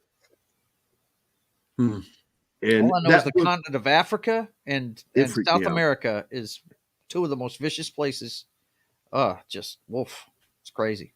Well, Southeast Asia, and Asia itself, one of the worst tortures mentioned in that book was the bamboo torture, where they would put you in a chair with a hole in it, and they would put a bamboo plant under you, Oh, and it grows. I can't remember. It's a fast-growing plant, and they would let it grow up into the person, killing them slowly. ugh. Yeah, my dad had Getting me close read to the that when I was equator. 12. My dad had me read that when I was 12. And I'm like, why would you have me read this? Right. I don't want to know these things. Right. So once again, every opportunity Dennehy's character has had to stop this, he won't. Won't do it. Keeps pushing. This is now the National Guard. Oh, and my this God. scene always pisses me off because no member of the U.S. Army National Guard would have haircuts like this. No. One dude there has a mustache out to here. Never happened. You are forced to maintain. It's like if you show up at drill without a proper haircut and grooming, they'll smoke your ass. They follow the rules of the U.S. Army. Yeah. And so I kind of got annoyed by that scene. But yes, it's true. Some of these guys, like in small towns, are just weekend warriors. And that's all they are. Well, they don't think about the military until their drill. And you got to remember the mission of the National Guard back then. It was mostly disaster relief. I mean, they weren't deployed back then. They weren't. They were. Actually, my grandfather was National Guard. He got deployed to I was in it. We World never War got I. deployed. The first time our unit got deployed was Desert Shield. Shortly for after I me, got out in 91. half of my unit was deployed, and for some reason, I didn't get deployed. But I did go get to do temporary duty in Riyadh. And which But the was active cool. military was there was a lot more people in it back then. And, we had different mission parameters back then. The early 80s, they weren't getting deployed that often. They weren't. Nope. But these guys, they wouldn't get away with looking like this. No. And they're a bit of what we refer to as a Charlie Fox product, or in layman's terms, clusterfuck. Yeah. And I absolutely love the NG scenes, from the dork yelling bullseye to I have to be back at the pharmacy. Pharmacy on Monday. Yeah, no shit. Right. But each one of the guys in the National Guard, their names are names of people who worked on the film. Each one of their names on their name tags, if you can read them, that is somebody that worked on the film. Yeah. They were given that name. This, of course, is meant to mimic the raising of the flag at Iwo Jima. Weekend Warriors that I served with, man, the first FTX I went out on. Information Man show. What? Yeah, these guys are what we refer to in the military as fuck chops. Yeah, look, the first time I went out on FTX with them, first 2 weeks of the summer, I went out with them. None of them knew what light discipline was. They were using flashlights all over the place. I was like, guys, you're blinding yourself. What are you doing? It was really weird, because these guys didn't do it all the time. And they didn't. I learned in the back of the ambulance, you have not played poker until you play it with a red filter on your flashlight. Right. You're like, is that a heart or a diamond? Right. Is that a heart or a diamond? And so everybody knew you had a heart or a diamond, and possibly an important card if you pull out the red filter so you can see the damage. You put your blue filter on so you can see the fucking cards. Pauly Shore is National Guard in the Army now. That's a movie we've talked about on this channel. I thought they got the training correct, despite not being a very funny film. And I can't stand Andy Dick. I didn't see it because it had Pauly Shore in it. It's still hard for me to watch news radio because I still do watch it. Yeah. And I've gotten emotional watching it because, it just kills me. Yeah. What happened to Phil Hartman. And Andy Dick was the cause. Andy Dick, yes, she's the one who snorted the coke and started drinking again. But he's the one who handed it to her. He's the one who got her to do it. She'd been on the wagon for a while. And she fell off the wagon because of Andy Dick. It's all right. He's getting his slow comeuppance now. Yeah, I know, right? Karma's a motherfucker. Ugh. I've never watched it because I didn't like the idea of the show. It just didn't gel with me. And I kind of feel bad. I should go back and watch that show. I really should. I love him in Stargate, man. He is great as O'Neill. Sorry, I was muted there. Yeah, I love that original MacGyver series. It's the CBS version that I can't stand, where they basically turned him into the Antifa. reboot? Yeah. Yeah. Certain things shouldn't be rebooted. Mm. Damn it. The Vets, were there any movies or series that could not get through or watch? I have trouble with a lot of films. There are some movies I can never watch again. And they impacted me so harshly. I still have trouble with Black Hawk Down because I was in when that happened. I knew some of the guys that served over in Somalia. Depends on how realistic it is. I mean, some of these war movies are just they're cartoonish, but you watch something like anything that gives you that buffer, that buffer, that safe buffer. Mm-hmm. But I get emotional. I got to tell you, my daughter, oh my God, my daughter knew how to fucking tick me off. If we're watching a war film, I'll start to blubber watching war films. War films really get me. There are the medals of the sheriff. Yep. Even Purple a Purple Heart. Heart. I can't see it well enough. Silver Star, maybe. No, I don't think it's not big enough for the Silver Star. Purple Heart's in the middle. It means he was wounded in combat.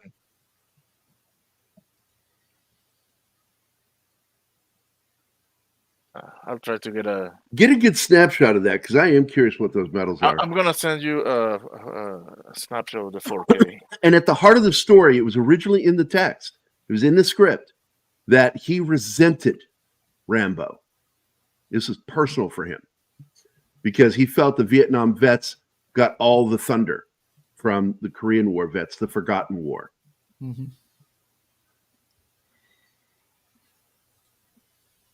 All Quiet on the Western Front was the first war film I ever saw. Yeah. I watched it with my dad when I was little. That's a great film. And here's a little thing for you. The actor, I just forgot his name. He served as a personal inspiration to me. All Quiet on the Western Front. Let's see.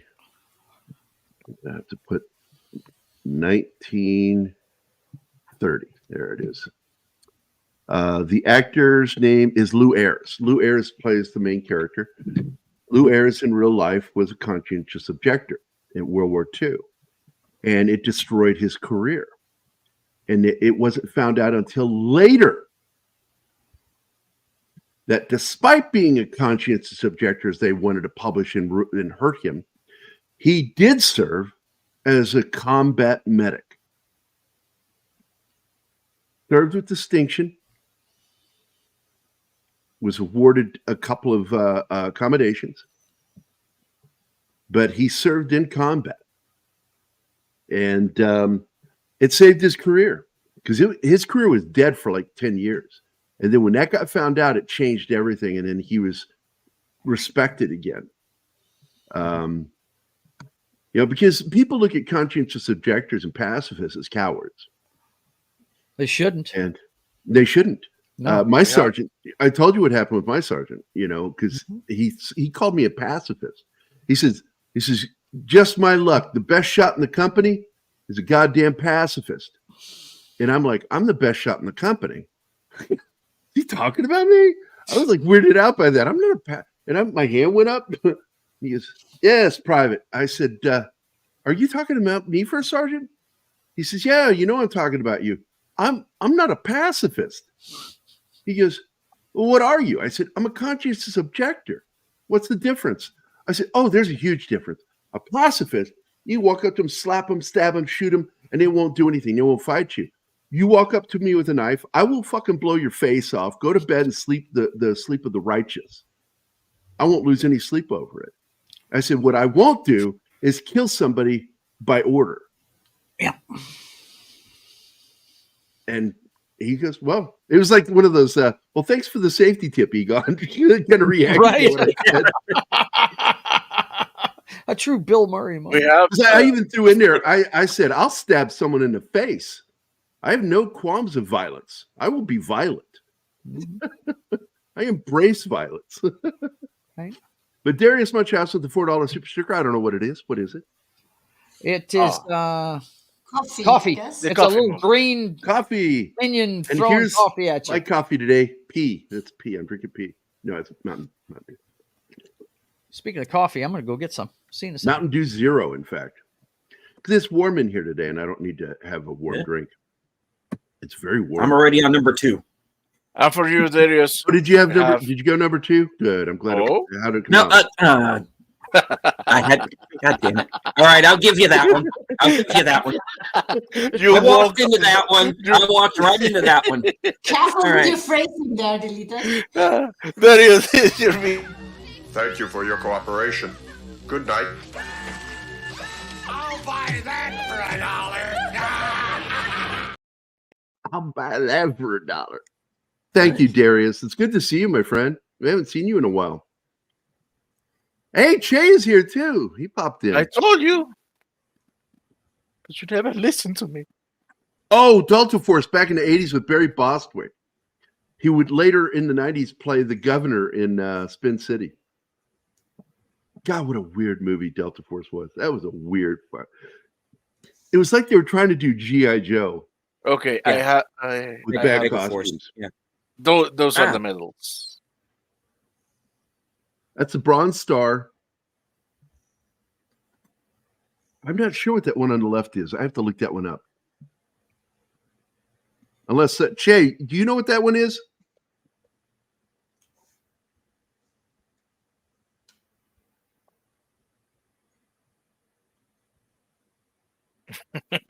Christian pacifist, right? Even though, look, I was deeply Catholic my whole life. I still am, but I don't really believe in that stuff. I believe, well, what Don and I've talked about it. I believe that people in ancient times misunderstood things, and I think that the closest thing is what they showed in Prometheus. Oh, you're talking about Delta Farce with Larry the Cable Guy. Oh my God, I forgot about that movie. Oh my God. I have never watched that movie because I can barely stand Larry the Cable Guy. That movie did not get my attention. But he had some other people in that movie with him too. No, it's not Marksman. Okay, Ariel Ballet says is the Silver Star, Purple Heart, and Army Distinguished Service Cross Medal. I don't think that was silver, was it? It looked like bronze. Yeah, it looked bronze. Army Distinguished Service Cross. That's what it is. You are right. But I don't think that's a Silver Star. Oh. I could be wrong. I'm not saying I'm right. I'm just saying I don't think it is. IMDb is always right. I incline to think that it's a Silver Star because just for the ribbon, the colors on the ribbon. Okay. I don't know what word he said, but it sounded cool. How dare you? Okay, here's the truck scene. This is when he commandeers his truck and then tells the guy, I hope you're wearing your safety belt or some shit like that. The deuce and a half. Yes. That was the largest vehicle I was licensed in the Army to drive. Yep. If you drove an Humvee as an MP, you were also licensed to drive a deuce and a half. We had Jeeps when I was in, buddy. Oh, you're back in the gay Army. Hey, man, Jeeps are fucking awesome. Sorry, I love them. Yes, they are. Willie's Jeep is an amazing vehicle. Yes, it is. I wish I had one today. I really do. Those things were made, they were like Mulligan stew. And also I compare it to the 45, the 1911A. Because if you pick up the Colt Commando, the Colt Combat pistol, it rattles. Mm-hmm. And it's the same thing with the Jeep. None of those parts were made for that vehicle. Nope. They were a hodgepodge of parts taken from other vehicles to build the Jeep. And they did that all the way into the 90s. It wasn't until the 90s that Jeep had sold enough to where they began to manufacture parts for Jeep. And Jeep became a different vehicle after that. It was a character on Rat Patrol, buddy. Hell yeah. Oh, yeah. You know it was. Had that Browning on there? Yeah. Mm-hmm. See, I was the 60 guy on my Jeep crew on Johnson Island, and yeah, loved it, man. It was cool. They weren't using that big a weapon on the Jeeps when I was in. It was a 60 we mounted on the back of it. It was one. Actually, still a good weapon, my friend. Yeah. 7.62, but it's a good weapon. Yeah. Hey, this scene is so fun to me because this is a deuce and a half. That's 2.5 tons. 2.5 ton versus vehicle. That's what it stands. 1 ton vehicle. Yeah. So, yeah, the odds are on the truck side. Pretty much. Yeah. And that's Yeah, I right. love Radar that. did Yeah, do he that. did. Yeah, he did. I love that. That is awesome. Well, you know what they used to do with the old Jeeps when they decommissioned them? They used to quarter them. They used to cut them in 4 parts so people couldn't use them. And I heard stories of guys that knew what they were doing with vehicles of putting them back together, getting a quartered one and putting them back together, doing all the welding and stuff and doing all that shit. You know? My grandfather shipped parts home for an Indian motorcycle. Ooh. Yeah, From the Europe. Scouts used to use those, right? Yeah. And he got one when he was over there, and he just started shipping parts home. And when he got home, he put it back together again, and he had an Indian chief for years. Wow. I almost bought an Indian chief. The engine was shot, but the frame itself was worth a fortune. This guy was going to sell it to me for like $400. Oh. And I didn't get paid for like 2 weeks, and I was so pissed. I was broken. I'm like, what is so bad? And by the time I got the money, he'd already sold it. I was like, tell me who bought it so I can go kill them. Right. That sounds like my Mustang story. I was shopping for a vehicle and I bought a used one for $6,000. And the next week I saw a 65 Mustang that looked beautiful in the parking lot of the grocery store across the railroad tracks from my neighborhood. And it was up there for $6,000 fucking dollars. And I was so pissed. I was so mad. I was like, man, you got to be kidding me. This is the Irish. This is my Irish luck right here. There you go. Well, by the way, this is it. This is when he brings the battle into the town. And in the book, and they actually did shoot his death in the film. Troutman kills him, but it didn't test well. I'm sorry. I think idea. this soliloquy at the end of this is one of the best moments in movie history, if you ask me. I dug it. And it's based on an actual thing that somebody said that Stallone was there. He heard him say it. I mean, he did a great job. Most movies, when you see him, you see Silvester Stallone, but he acts really well in that scene, man. He looks like he's in serious pain, dude. It's pretty awesome. They did the actual explosion in the town. And by the way, this place, Hope, British Columbia, made so much money from this film production that they were just so happy to have him there. Mm-hmm. And all the pyros were done on set there in Hope. And the people of Hope were just so grateful because they had all just had a massive layoff from a company that closed. Mm-hmm. And so they were in a slump, financial slump in that town. And this movie was just enough of a boon to save the town for a while until they could find something else to do. But it's also, by the way, it's a Christmas movie. Of course. The movie takes place all great action during movies the are Christmas holiday. The thing is, though, it's not. Tom and I talked about this, and we're in agreement that it's not really a Christmas movie if you can take the Christmas elements out and it still works. Absolutely. I don't care. And Gremlins 2, look, I mean, Gremlins, Bruce Willis's movie, Die Hard. They don't work. Die Hards. The party wouldn't even be happening for Die Hard. So there you go. It's a Christmas movie. Yep. Movies like this and Lethal Weapon, even though both I consider movies to watch at Christmas, you could take the Christmas out and both movies would still work. It was so funny. I was having this argument with one of my co-hosts on my show on Wednesdays, Still a Christmas movie. and he was trying to tell me that it could happen on Thanksgiving. I said, dude, have you ever been to a work Thanksgiving party? No, everybody's at home with their families. What are you talking about, you retard? He's like, it could happen. I'm like, yeah, No. sure, okay. Throw Nobody a has. Thanksgiving. Nobody Christmas has ever had in the history of ever had a Thanksgiving party. right? It's You just- know what I'm saying? Your friend? I know he's your friend. He's Yeah. a fucking idiot. But anyway, this is the final scene. This is so good. Troutman has to confront his own demons here. Yep. You know, because he made this guy this way. Yep. And he's warning Dennehy, you know, people are Stain, gonna die. You better stop. Yeah. not in this channel. In this channel, Christmas is called Christmas. Yes. We're supposed to call And it a Thanksgiving hard- is Turkey Jihad Day. And we're cancelled.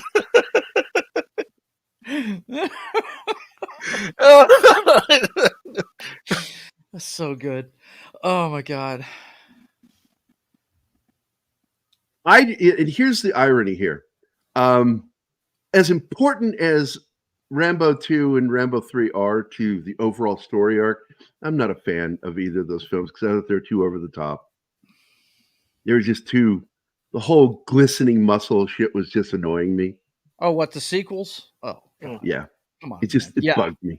You watch the second one, and it's obvious they were trying to sell action figures and all kinds of shit, man. That's just wow. Ooh, completely stupid movie. There's some. It's like they've got the bare skeleton of the character in it, and the rest of it's a cartoon. It's just the exploding. Yeah, but I was a arrow kid, tips. so I liked the cartoon. you know. Dude, playing I get chicken, it. playing Over the top. chicken with a tank and a helicopter. Dude, What the fuck? I mean, some of the stuff he does in that movie, the friggin' arrow, the explosive arrow tips cracked me up too. I was like, damn, come on, man. That's overkill, bro. When he shot that guy with an explosive arrow, I was like, good Lord, come on, man. Yeah. Now, You wasted but then that on again- something you didn't need to waste it on.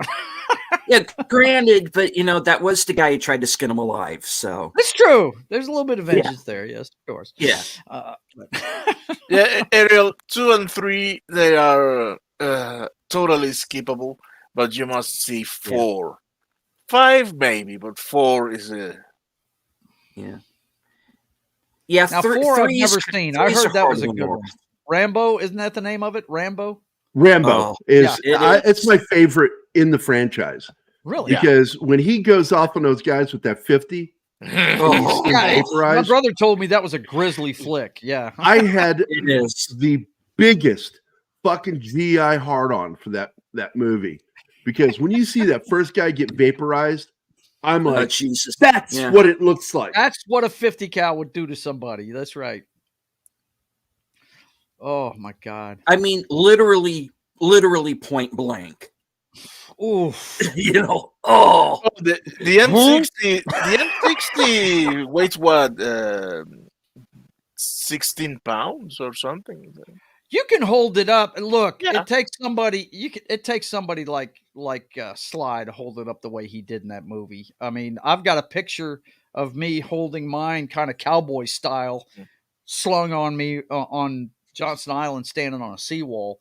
But it's what we call a crew served weapon. There's supposed to be 2 guys working it, unless Yeah, but unless the it's guy mounted on the back of a Jeep and you've got an ammo can next to it that'll make sure it feeds okay. yeah, but the second guy is mostly for Feeding the ammo. For That's what he's feeding there the for. ammo. He's to keep the ammo going and to help change out the barrel too. I mean, you got an asbestos glove with it too. That's what. Look, him rattling off these rounds the way he does in this movie. It's borderline whether or not that friggin' gun would have melted. I mean, it comes with an extra barrel and an asbestos glove for when you're using it a lot. So, Are we talking about a weapon or are we talking about that tranny? weapon. The weapon. the weapon. Weapon? Okay. Yeah, the one that got the Women's Award or something this year. The weapon, not the gun. Don't even The get on weapon. that subject. I got a story to do tonight on me and my brother's show about a golfer. Oh my God, it's horrible. Good Lord. Oh, yeah. But yeah, that's what we call a crew served weapon. Not many guys go running around firing that by themselves. Okay. Read this, boss. By the way, I watched a video the other day that of soldiers being trained on doing dead buddy training, where your gunner gets hit and you grab them, you lay over top of them, grab them underneath their gear, roll back and flip them away, and then roll over onto the weapon. It was fucking crazy, but it's good they're training them to do this, because a lot of guys could get confused of what they're supposed to do when their buddy that was firing the weapon gets hit. Read this. You filthy animal. Now, one of the things I really like about this movie, can you pause it for a second? Yes. Thanks, man. I wanted to go through because my mentor, a man I've known for a long time, Drew Struzan, did the artwork for this movie. And this was one of the posters he did right here. This was the Subway version. This was the main poster. It's just beautiful. It is. It is. Look, just, poster art back then was amazing. It really was. The earliest poster still showed Kirk Douglas as Troutman. Really? Wow. Wow, man. And this is before filming started. This artwork was done. And before shooting started, Kirk Douglas backed out of the film because he wanted to kill Rambo and then drive away and the focus be on him as he looks in the rearview mirror and puts the bandana on that Rambo is wearing. You mean kind of saying that Douglas had an ego? He's Rambo. Wow. Yeah. And they had already rejected at this point the idea of Stallone dying or Rambo dying at the end, even though they still shot a scene. They knew it was problematic. So anyway, that's the artwork a lot of people have never seen before, that one. Pretty cool. The older Mike gets, the more he looks like his dad. It's amazing. Yeah. And by the way, when Brian Dennehy did his own stunt when he fell through the roof. Really? Yeah. And he broke his ribs.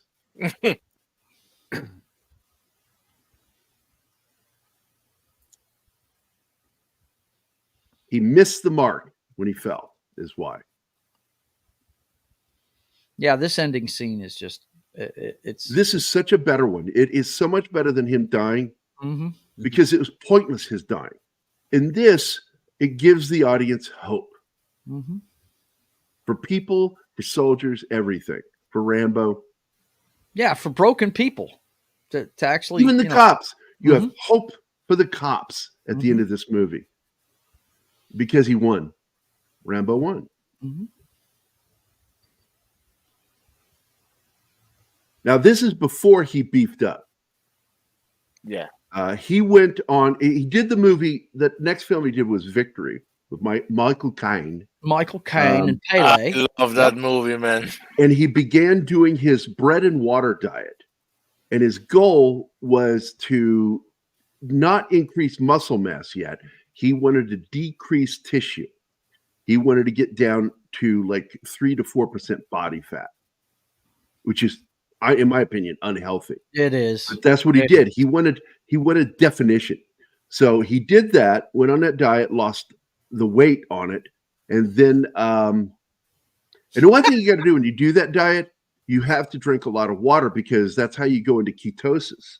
That's what almost killed Matt Damon when he lost all that weight doing the movie, the Iraq War film that he did with Courage Under Fire. One of my favorite movies ever. Yeah. He damn near killed himself. Dude. Because he wasn't supervised. And he went into ketosis and it fucked his kidneys up and it could have killed him. Yeah. He looks just horrific in that movie at the end of it. Yeah.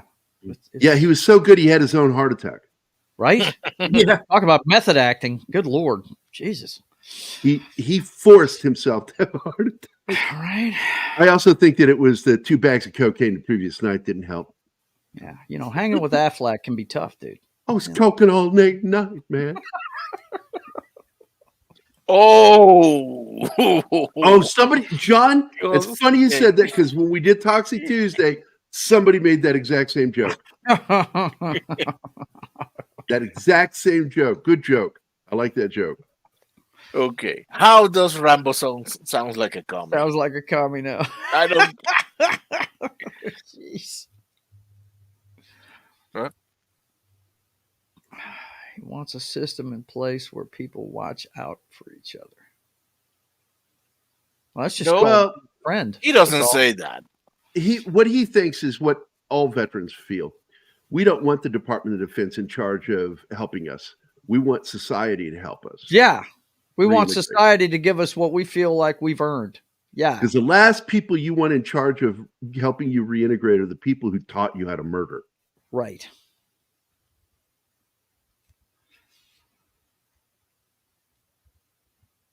Yeah, that's such a good scene right there, man. And Troutman really comes off as a dad. Mm-hmm. Yeah. And this just came to mind just now. I was thinking of the movie The Hunted, right? The whole thing about good movie. Learning how to kill. Learning how to kill is easy. The hard part is being able to turn it off. And who does he try to turn to? The guy who turned him into the killer. Yeah. Yep. Why didn't you write me back? He didn't write him back because he didn't know what to tell him. And that's a problem with a lot of people. They don't know what to say. Yeah. And then we get that song at the end that I really don't like. That's his brother. His brother did all the music in most of his movies. I love Frank Stallone's voice, by the way. He can sing. I watched him do a couple of Frank Sinatra songs. That wasn't Frank. It wasn't? No. Huh. Okay. Either way it goes, Frank Stallone's a good singer. Gerry, the music is by Jerry Goldsmith, and I can't remember the name of the guy who wrote the lyrics. If only there were a way. Was it Bob? Yeah, Was it Bob? Was it don't Dan? know. Todd? Chris? Phil? I didn't know 30 seconds ago. David? Still don't know. Maybe he was Israeli. David? All right. I've got it here. It's Long Road, music by Jerry Goldsmith, lyrics by Hal Shaper, arranged by David Page and Marty Page, produced by Bruce Botnick, sung by Dan Hill. Dan Hill. Okay. Dan Hill. Dan Hill. Okay. Okay. There you go. Very nice. So shout out to Dan Hill, wherever you may be. The Dan Hill. I think Dan's dead. Oh, probably. Dan's dead, baby. Dan's dead. Is he dead? Because I don't know how he died. Dead. He had a few songs. Canadian singer. He did that song, Sometimes When We Touch. Was that him? Yeah. Wow. Yeah, okay. Sounds like the same voice.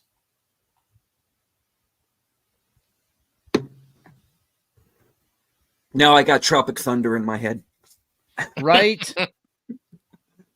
Hey, Tugger Nuts. Why do we always hurt the ones we love? That's another song he did.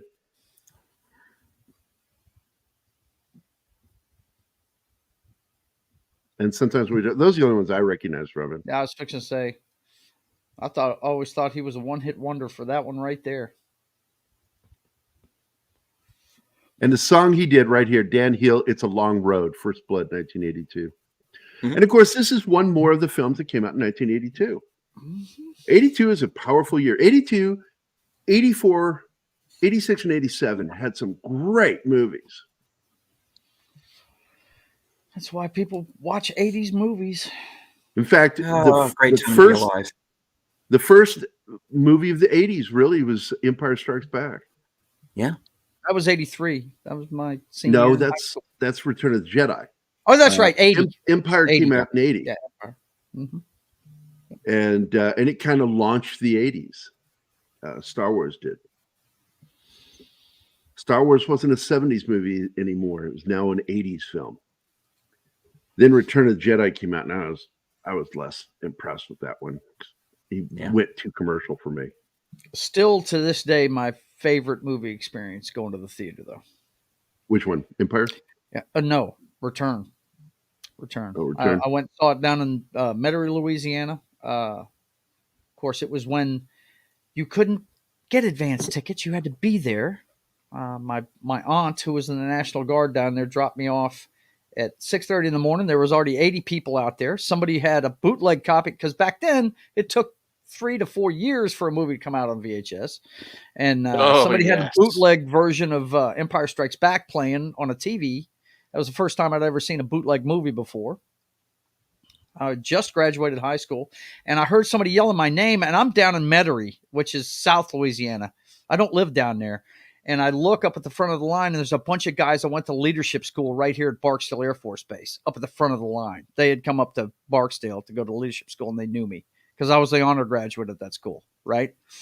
And ended up at the front of the line. Look, every time one of the characters came on the screen, this is why I go opening day to most things I'm a fan of, because you're with other fans. I mean, it's just something awesome. The shared experience is great. Every time there was one of the characters showed up on the screen the first time, people cheered. And when Darth, scooped and scored with the Emperor there, man, I mean, popcorn flew up. It was crazy. That place exploded. It really did. It was best movie experience I've ever had at the theater. I'm not saying it's the best movie I've ever seen, but that was the best movie going experience I ever had. My best, I had two of them. Going to see The Sting. Oh, wow. Because at the end of the movie, the audience stood and applauded. Mm-hmm. And it was a really nice, expensive theater with chandeliers and stuff. Mm-hmm. And people, you wore a tie. It was one of those kind of places in DC. But then the next one was I got to see a sneak preview of Raiders. Oh, wow. It was a midnight showing on a Thursday. You go see the movie. You pay to see Manhunt with Charles Bronson and Lee Marvin. Mm-hmm. And you get to stay and watch a sneak preview of Raiders. Wow. And so I stuck around, and it was just a handful of people in there. But people in that audience lost their fucking minds when he shot the Arab. Yeah. Holy shit. Imagine. People were screaming, clapping. Mm-hmm. That was crazy. And it makes me, when I think back on it, it's like, if fans had control over movie theaters, that would have been one of those rewind that shit. Right. See that again. Show it again. Moments. Yep. But Rambo, First Blood is some interesting stuff. Like I said before, David Morrell claimed later that he prefers the movie over his book.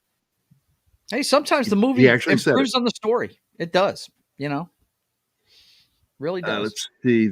I'm trying to find, because the crazy part is how this happened, because the story got written. He wrote the story, and it got optioned very early in the 70s. And right after he wrote it, because I think he wrote it in 72. And by 74, they were optioning it. And some of the actors that were looked at for playing Clint Eastwood as Troutman, Burt Lancaster, as well as his buddy Kirk Douglas. Trying to remember. I'm looking for it in the. I know it's in here. Clint Eastwood as Troutman makes no sense, because there is no way Rambo is not going to make Clint Eastwood. No, I didn't say that. I said Clint Eastwood was supposed to be Rambo. I was fixing to say that didn't sound Lancaster was looking to play Troutman. Mm-hmm. Mm-hmm. Al Pacino was one that was considered. Pacino. I've got a list here. Rock Hudson. He was one of the first persons that they approached, Rock Hudson, to play Troutman. Let's see. I'm going through the list. Lee Marvin. Lee Marvin was another one. Yeah. And the only reason he did not want to play the part is he refused to play officers. There you go. He's a working man, right? He only wanted to play enlisted men. Work for a living. Yeah. Mm-hmm. He was not a fan of officers. I told that story before. Him and John Badham, the guy who directed Excalibur and all that. Right. He made a few films with Lee, and they were close friends. Mm-hmm. And they're at an airport, and it was towards the tail end of the Vietnam War, and this full bird colonel with the egg yolk on his hat, comes walking up, and his assistant, what do they call them? Not adjutant. I forget what they're called. He walks up to Mr. Marvin. He says, "Mr. Marvin, the colonel would really like to meet you." And so Lee just sort of lifted his hat up because he was trying to snooze, lifted his hat up and looked up at him. And the officer walked up and tried to say something to him. And Lee just snatches the hat from under his arm and puts it in his mouth and starts trying to eat the eggs off of the bill. And this officer just stops dead in his tracks. It just is terrified. What's going on? Doesn't understand what's happening here. And then Lee takes the hat, puts it on, and then drops it back down and pretends to go back to sleep. Damn, and the officer just walks away confused. And then about 15 minutes later, this adjutant, whatever he was, young officer, or might have been enlisted, came up and says, "I'm sorry, sir, but the colonel is really beside himself. Could he please have his hat back?" Lee Marvin handed the soldier his hat back. Lee Marvin hated officers. Hated them. He was a seasoned combat Marine, man. I don't know. Did you have problems with authority in the Army? I know none I did. whatsoever. But I found, I've told this story before about we're out on the tarmac there at McClellan Air Force Base, PMCSing one of our vehicles. And we're at a wet bub level 4, where you're basically, you may as well be wearing civilian clothes. Do you remember the wet bub count when you're in hot areas? No. That's where if it hits a certain point, you don't have to wear your boots. You get to unblouse and just wear your t-shirt, to the point where you're allowed to just basically wear tennis shoes, unblouse your pants, and you got a t-shirt on and no cover. Mm-hmm. We're out there working on this vehicle, cleaning it up. And I got my guys out there, and they're sitting down while I'm still under the hood, and I hear something coming towards me. Hear those hard-soled shoes on that tarmac. And I looked underneath, and I just said, "Morning, Lieutenant." And I went on about my business. And he did an about face and came back at me fast, snap to. And I grabbed a cheesecloth to wipe my hands with. And he says, "Do you have a problem with authority, soldier?" And I looked at him, and I have no rank on me. Mm-hmm. Nothing. You don't know what I am. Mm-hmm. And I just decided I'm going to fuck with this reservist fucking. You can always fuck reservist. Was he a butter bar? Or yeah, he was a butter bar. He's got his wrinkled fucking they uniform. Have got a huge chip. His hat's all cockeyed and squished. Yeah. This guy was just hungry for his fucking salute. Right. So I decided to fuck with him. Now, I didn't say anything other than, "No, I don't have a problem with authority, Second Lieutenant. Do you?" And I just looked at him. Mm-hmm. And he all of a sudden was like, "Oh, shit. Oh, shit." I'm talking to somebody that's higher ranking than me. He snapped to, and he goes, "I'm sorry, sir." And I said, "As you were, Lieutenant." And he walked away, and I turned and looked at my guys, and this happened quite often because I would just fuck with people. And they're like, "How do you get away with it?" And that's what they said. Mm-hmm. I turned around, and they're all like staring at me, and they're like, "How do you do that?" I said, 1, don't care. 2, always act with authority. Always act like you're supposed to be there. Yeah. Always act like you're supposed to be here. I don't get into trouble because I always look like I'm supposed to be doing what I'm doing. Even when I'm fucking off. Mm-hmm. Yeah, that was funny. Yeah, that's great. I like messing with those reservists, man. Especially butter bars, man. Oh my God. There's nothing worse than a butter bar with a chip on his shoulder. Good Lord. Ugh. I even messed with a reservist drill instructor once. It was funny. Even my senior drill instructor is like, "I can't believe you did that to him." Because the guy walked up to me and he thought he was going to get me. We were sitting outside the armory, and my squad's in a circle around me. I'm just standing there. We're waiting for when we get called up to go get our weapons and our ammo. And I look over, and here comes this reservist drill instructor, a black dude from Louisiana. And he walked up to me and he says, "You're Private Kissel, right?" "Yes, Drill Sergeant." He says, "You're married? Have a kid?" I went, "Yes, Drill Sergeant." "You got any pictures?" And I'm like, "What the fuck is going on here? Why is this guy asking me these questions? Like, why is he trying to be like my buddy or something? What is There's something going on here. There's something going on here." And I was suspicious of this guy immediately. So I went, "Yeah." So I pulled out my army wallet, rip it up because it's Velcro, rip that Velcro military wallet open. And I show a picture of actually my girlfriend and my son. And Patty's gorgeous, and my son's so handsome, and he's like, "Yeah, I got a girlfriend. You want to see a picture of my girlfriend?" I'm like, "Okay, what the fuck is going on here with this guy?" And I went, "Sure, Drill Sergeant."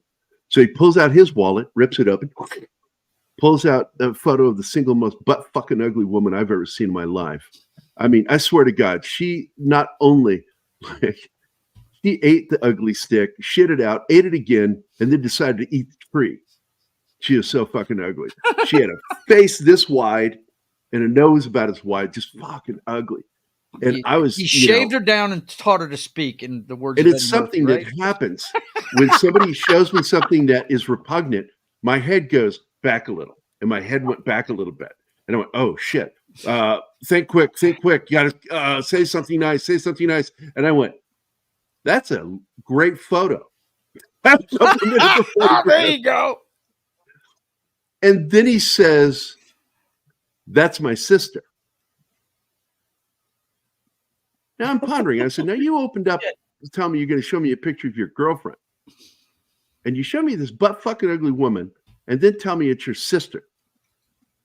So I did something that nobody expected. And it freaked my squad out when I did it. I said, "Oh, so that's how it is in your family."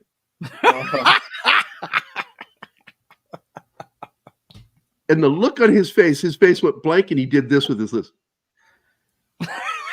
Yeah. And his eyes, I can't do it. His eyes got really big and his lips puckered like that, and like in a little bow. And I did this. I put my hands in a diamond shape, and I said, "You just want me to drop and beat my face now?" And he goes, No, we're good. All right. And he walked away. And I watched him walk away, and it looked like a guy trying to figure out where he went wrong. Yeah. Because he had that look on his face like, where did I go wrong? I think he had something planned to fuck with me, and it didn't work. Yeah. You blew it up. And then I turned and looked at my squad. Kyle Fisher, right there, center. He's still a friend of mine to this day. He's sitting in there all like this. And I did the great Mary Poppins quote. I said, "Close your mouths. We're not codfish." Right? And they were always like that. My squad was always like that. Like, how do you get away with this shit? I don't know. It's just fun. I love the military, man. I had a great experience. I did too. I did too. Johnson Island put me off of doing a career, though, because I had heard through the grapevine, if you spent a year out there and didn't knock somebody out, get in trouble, that if you stayed in, went to PLDC, got your NCO status, you were coming back eventually. And I was like, no, once is enough for me. Thank you. What kind of I know, like an ugly bitch trying to set people up? You'd be surprised. I got to tell you, there was a joke that was in my head that I've pondered many a time why I didn't make it. Was like, why was her face so flat and wide? Is it because you've been sitting on it for so long? But she was pan-faced. It was just crazy how ugly she was. But anyway, no, I had a problem, John. I've had a problem with my filter for years until I hit my 30s. And then I went, you got to stop this. Because I've been fired multiple times from jobs. And every single time I was fired, it was because of something I said. I would say something that I thought was funny and relevant that I realized I'm the only one that thought that was funny. The person I just said it to took total offense to what I just said. Well, got you beaten. I blew up a job interview. Huh? Yeah. Well. Oh, do you want the story? The guys. That's what you're doing. You're setting up a story. Tell the story. The guy is telling me how they make their databases and how they use all the incorrect software and methods to do that.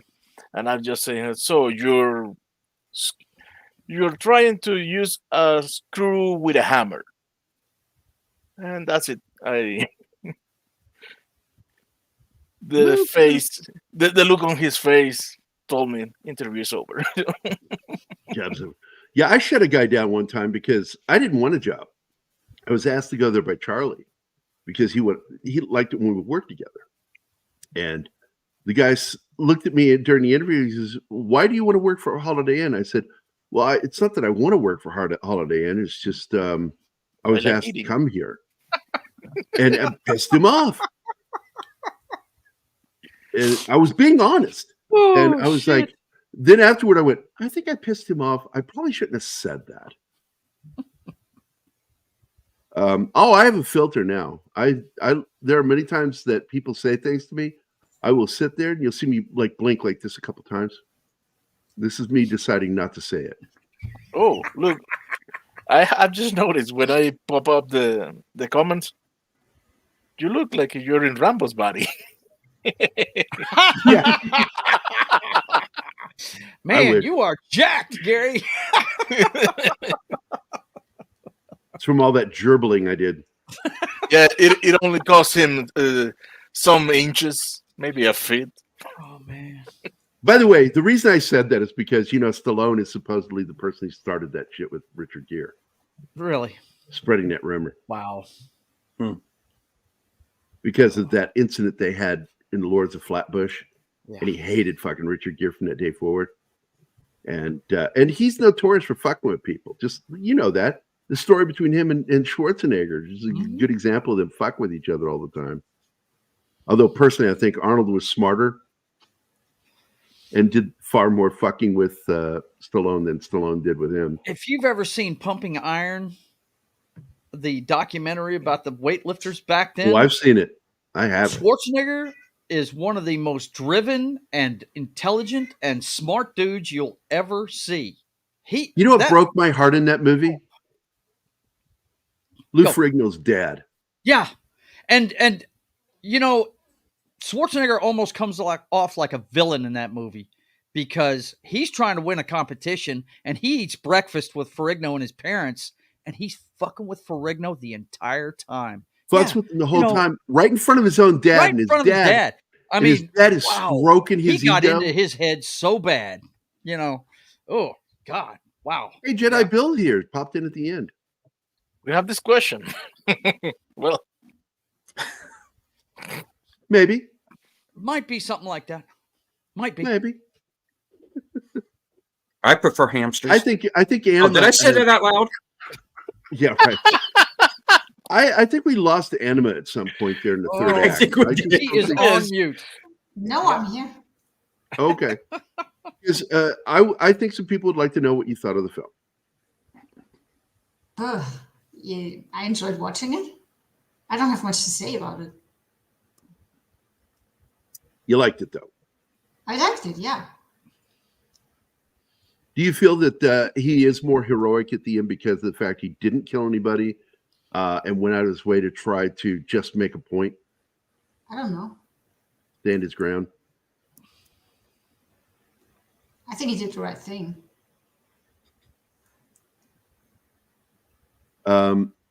He stood up to it wasn't that he was standing up to authority. He was standing up to wrong authority. And this is the problem we have today because, we're told that comply with law enforcement. We are told to do that. And I have to tell you, 99.9%, I concur with that.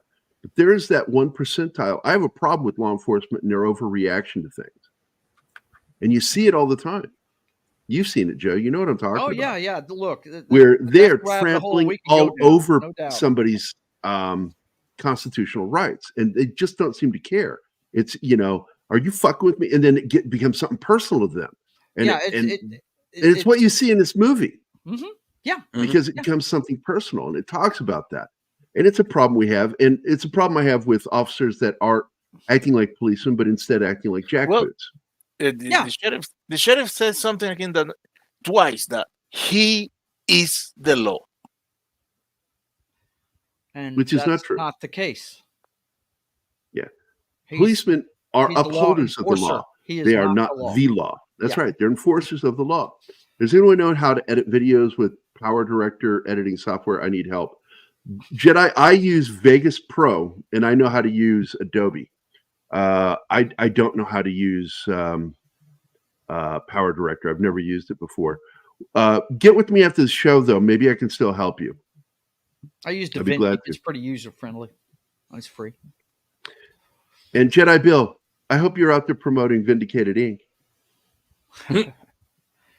But yeah, one of the problems with law enforcement these Jedi days Bill, is the a lot of people militarization of it. respect Jedi Bill, and I'd love it if he supported my book, verbally and everything. I was making fun of Ferrigno on the. Hey, I actually told him a joke to his face.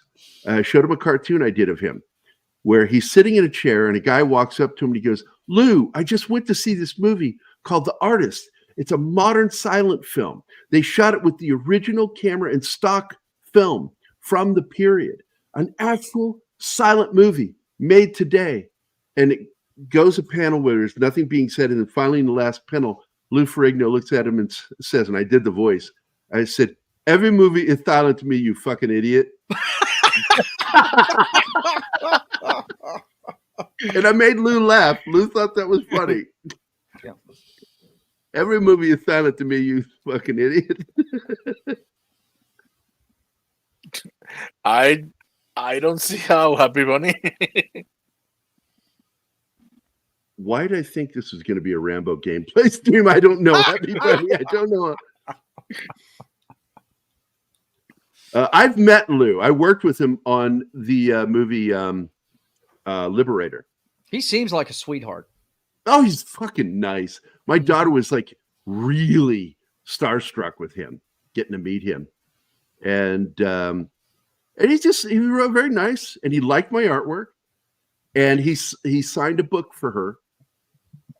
And she's a big Lou Ferrigno fan, but the person she's a big fan of is I just forgot his name, the black guy from Ghostbusters, Ernie Hudson.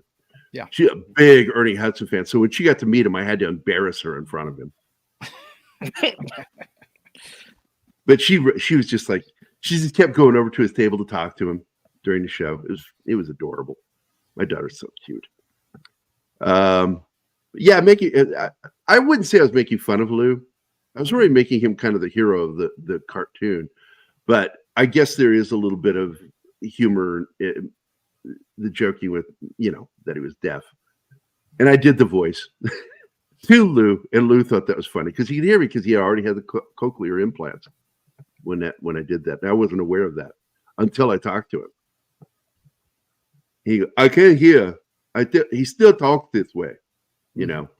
But that's, he doesn't know how. You can't unlearn that.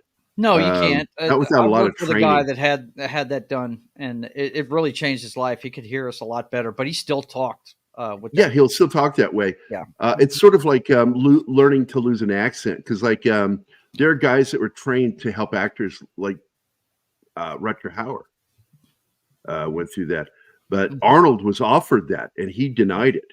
He refused it. He wanted to keep his accent. He felt that it made him more distinct, that accent that he had. And he's right. He's 100% right. Signature. Producers said, it'll never work. And an actor told him that too. An accent, you got to get rid of it. That's his signature. Proof's in the pudding, boys and girls. Made the right decision. I wouldn't know anything about that. No. Having no accent at all. I still don't know what he just said, but it sounded sexy. English, motherfucker, do you speak it?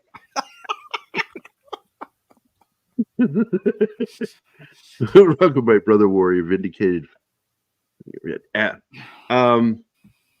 Martin, can you send Jedi Bill an invite to join us after the show?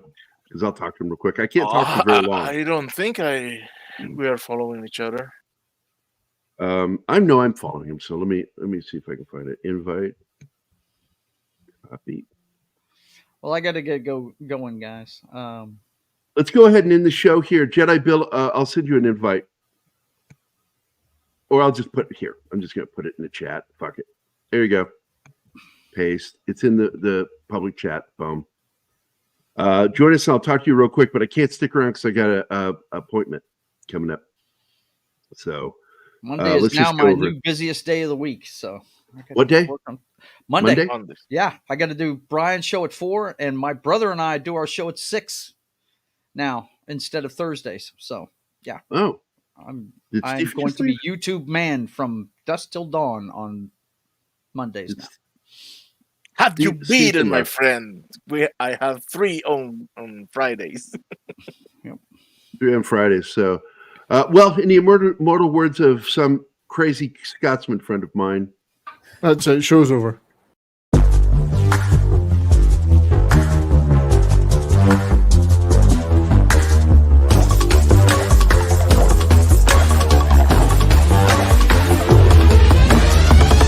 We'll be back next week with Sicario.